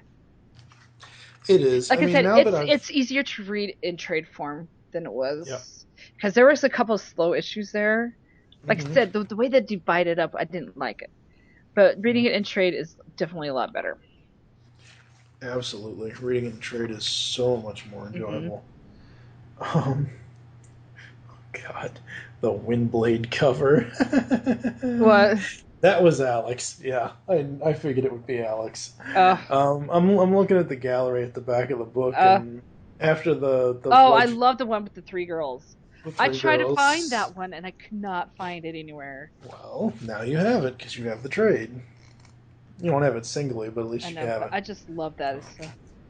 Yeah, so good. Absolutely so good. All right, we're going to take a quick break. I know this has been a long episode, but we're going to take a quick break. Well, it's 12 issues, people. Yeah. Yeah. It's not like we're trying to cram 4 issues into an hour and a half. This is 12 issues, so we're going to take a quick break, come back with final rating on the arc overall, and we're also going to ask some questions and some other stuff. We'll be back after this. Now for a behind-the-scenes look at GeekCast Radio Network's newest show, Talking in Circles. So, Chuck, Greg, what are you guys thinking for this week's show? Well, Dan, how about we just talk about the things that we've read or watched this week? We do reviews like that every week, Chuck. How about a game like Fact or Fiction or The Power of Names? Those are great, and we're always coming up with new ideas for games. And how about some top 5s? You know how I love my top 5s. What about tournament-style brackets, or sequel, reboot, and destroy, who will win in a fight, taking too far, crazy but true news, or... Yes, it appears we have lots of things to work on. Listen to Talking in Circles, taking timeless topics in new directions, every Tuesday on iTunes or GeekCastRadio.com, the GeekCast Radio Network. Hey, Dan, who's the guy with the creepy voice? It's action. It's drama. It's comedy. It's Decian, the superhero webcomic. Decian's got superhero antics and sexy girls. Read it now at Decian.com. DASIEN.com. Back! I'm better than ever! Look at this new paint job! I've gone beyond being just plain old Bumblebee. I'm a gold bug! Alright, we are back, and so originally I had asked our good friend Lady Rec to put up some talking points for us. She didn't have time to do that, but we had kind of talked about in the beginning of this episode about bringing the whole ongoing tracks together. This was because this was the first big event crossover. My question would be is, we're now currently about to hit issues 33 for each title. How long do you like it took them 22 issues to get to a crossover? From issue 33 to how long do you think it'll take them to get to the next big event? It took them because they split up More Than Meets the Eye and Robots in Disguise. It was 2 years, and then they did it. I would be surprised if it was another 2 years. Okay. So yeah, that would be interesting. I wonder what the next big thing is gonna. I know coming up. Has Amy showed you any solicits from next spring at all? Mm-mm. Have you heard about the constructor Yeah, I've heard about them. Okay. Oh no, it's Combiner Wars. I know that's the next big kind of thing they're going to be doing. I have been reading More Than Meets the Eye and Robots in Disguise. I am caught up to issue 32. I need to get 33. There's 33 is so good. Oh, so good. It almost made me cry, people. Almost. It was a Cyclonus tailgate thing, but it's up there. It wasn't a site. I thought it was. No, it wasn't. Okay. I think because of Miss Amy and her impending Reclet, I think you and I are both going to be doing Robots in Disguise and More Than Meets. How I'm going to do it is we're going to do what we've been doing with the Turtles books from IDW, where unless it's like a mini series or some special event, we'll do 2 issues per podcast. That's been working out with the Turtles books for Joe and I, where we talk about 2 issues per podcast, and those usually end up being an hour and a half, maybe less. So I think that's the way we're going to go for the future of the Transformers IDW coverage on the Pull Bag. I do know that in the future, Steve Megatron has said he wants to cover the Marvel stuff and some other stuff on the pullback. I don't know when that's going to happen. How would you compare this to... Now, I'm asking you this, and I'm not going to answer the question because I've only read IDW, but how would you compare Dark Cybertron to other big major events in Transformers comics? In Transformers comics? Yeah. Oh, I'm trying to think of when there was the last big, huge crossover. I don't remember there. There's been events. Oh no, I just had a brain fart because it was so awful. I wanted to never think about it again. Chaos? No, Chaos. I'd take Chaos over Transformers and Avengers. Oh jeez. Oh. It's bad enough they cross X-Men and Avengers, but that was that never ever should have happened. There was one really good cover, and that was Megatron and Spider-Man. That is the only redeeming thing about that crossover. The only redeeming thing, because God, I wanted all the Avengers to die, as well as most of the Transformers. You know? Oh Lord. Oh, I forgot. That just popped in my head. I'm like, well, I can't think of any really cross. Oh, that was horrible. That was bad. You know what? And well, Infestation happened too, and I really liked that. I personally liked it because it was zombies and vampires crossing over with also with Ghostbusters and stuff. And I really enjoyed it. That crossover did have some problems. But with this crossover, it's kind of nice because it did have a purpose from the beginning with the death of Optimus Prime. And so it's full circle. So they split up and then they've come back together. I think it worked out fairly well. Yep. And now they've split off again. Yep. Yep. Which is fine. It's just fine. Yeah. No, that's the way I think this book, these two books, as long as they keep going as ongoings, that's the way I think they need to be. I will say that I was, and we've kind of already talked about this when we did the Windblade stuff, but I will say that when Windblade showed up as Optimus and Rid was on Earth, More Than Meets the Eye was in space, and then there was Windblade on Cyber. I was really hoping Windblade would be a third ongoing that could just solely take place on Cybertron and deal with those characters on Cybertron, or maybe go between Cybertron and her original planet. But with John saying that, Rid is going to go between Cybertron and Earth, and okay, that's fine. I gotta say, folks, I'm interested in looking forward to reviewing the 2 issues at a time coming up, but I'll say both Rid and More Than Meets the Eye from 28 on, I just have not been able to hold the same enjoyment. And I think it's not the story, it's not the writing, it's not the art, it's the character switch-ups.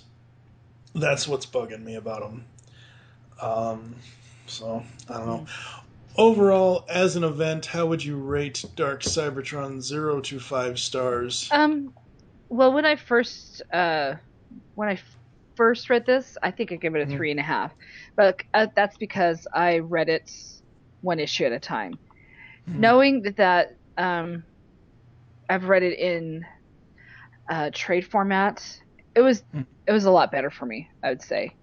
Like I said, just because it doesn't have the splitting off part at an inconvenient time. I think I gave it a 3.5 before. I'm going to give it a 4. I think it was a really good, solid issue. Plus, it got some big events. Like I said, a lot of people are like, "Oh, you don't have to read Dark Cybertron," And I'm just like, there's a lot of things happening. Bumblebee died, and Megatron's an Autobot. Those are 2 major things. Of course, you that's in the last 2 issues of it, but you kind of, I think it was very well written. The biggest problem I had was all the different artists. I still have that problem. The different artists. The whole thing with Livio and the Dead Universe, awesome. That was brilliant. That was one of the best parts about the art. But when you're talking, I mean, they should have, if they wanted to do something, they should have had one artist on the Lost Light and one artist on Cybertron and one artist in the Dead Universe, which is Livio, you know. They should have kept it at that. 3 artists, max. None of the 7 changing it up, you know. Yeah. That's where the biggest fault is to me, is the artwork. Right. Not saying that all the art was horrible. It was just not pleasing to the eye to see it constantly change. Yeah, I mean, yeah, I agree. I mean, the constant changes were just, honestly, I wish it was Livio doing it all. I know that would have killed that man, but honestly, seriously, all 12 issues, all Livio. No, I see it. To me, I disagree with that because Livio has that, like I said, he is perfect for the Dead Universe. He's perfect for flashbacks, but when it's a big wartime thing, I like to see. I like Alex's stuff. I'm used to Alex's work, or even bring back Roach, but that's not going to happen. You know? He's with Marvel now, hoity-toity, you know. So, no, it's just, to me, it's what's pleasing to me. But I don't think I'd like to see the whole thing done by Livio. That might have. I just like him in the Dead Universe just because I think it fits. But you know what? That's fine, you know, because that's what makes us great. We both have our own opinions. Yep. I mean, I like Alex's art. I don't dislike it, but I thought that was kind of the whole. I mean, how much of this was him? Not a whole lot, because I think he was doing stuff post Dark Cybertron. Casey Collar. Is it Collar or Collier? Or I'm not exactly sure how to say your name, Casey. But I love just about every single one of his covers. Yeah. Why isn't this guy doing issues? I know. Like, if Casey would do the issues, that would be amazing. That would be awesome. So, all right, we are going to get out of here. It's been a long episode. So, coming up next, we've got episode 87 is going to be DC Universe versus Masters of the Universe. Good old Dorko. And then episode 88 is going to be our first ever top 20 countdown here on the Pull Bag. Our top 20 favorite comic characters. Coming up in October, we've got Oh my gosh, that would be horrible. I would not be able to. Just 20? Our top 20? Yeah. That would be hard. Oh, come on. You already know who your number one's going to be. Well, it's not like easy. My number 2 is easy. But, I mean, oh man. You're talking all comics? Yeah, in general. Wow. And then in the first week in October, we are going to have 2 giant-sized episodes released in week 1. Giant-sized episode 89 and 90 are going to be our top favorite comic series, top 20 favorite comic series, and top 20 favorite individual comics. And then episode 91 and 92 are our top 20 favorite comic writers and top 20 favorite comic artists. Also in October, it will be Masters of the Universe 2013 ongoing issues number 7 to 12, the What Lies Within arc. And then it may or may not be Gotham Central for episode 94-95 Giant Size. I'm not sure yet. And then Joe and I are going to come back in the third week with Giant Size 96-97 with Turtles in Time issues 1 through 4 and issues 37 and 38 of the IDW series. Episode 98 in the fourth week of October is going to be the comic adaptation of Angel's Smile Time. Okay. And then episode 99 is going to be Batman Beyond, 10,000 Clowns, and Batgirl Beyond from DC. I have written down here that episode 100 of the Pullback will be the Death and Return of Superman. I'm not sure if that's going to stick. And then episode 101 is going to be Batman The Long Halloween, which will air on Halloween. There you go. So that's what's coming up through the end of September and all of October. Where can the people interact with you online? Well, you could interact with me on Twitter at Beatles Diva. That's Beatles like the band, not the bug. And pretty much you can find anything if you just Google Beatles Diva. Like the band, not the bug. I'm on Facebook, Twitter. You can see I need to update my blog. Pretty much anything. If you're on a Transformers forum, though, I'm Hailstorm. That is my Transformers name. And dang it, when are they going to get a female Decepticon named Hailstorm? That's what I want. Well, we had They had what's a her name? toy. Well, they had the Slipstream. Slipstream. It's not the And same. those were my favorite colors too. I'm just like, that should be named Hailstorm right there. I see you frequent the StephenKing.com message boards. I do. Why? Well, you said Google your name, so I Googled it. I talk a lot of Dark Tower stuff. Oh Lord. Okay. Yeah, that's a whole nother obsession, people. I got my three main obsessions in life. I got my Beatles, I got my Transformers, and I got my Dark Tower. So. All right, make your great escape into comics, and we will catch you next time. Aloha. You just heard the latest episode of The Pull Bag, GCRN's comic book review podcast. There are several ways to get in touch with us and leave feedback for the show. You can visit the website, geekcastradio.com, where you can comment on the episode and all of our different podcasts. You can rate our show on iTunes. Be sure to leave us feedback.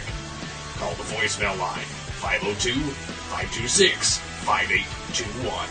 Please remember to tell us the show you were leaving the message for, and your name.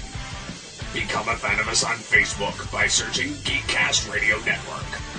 You can send us an email, feedback@geekcastradio.com. Follow us on Twitter @GeekCastRadio. So until next time, unleash the geek in you.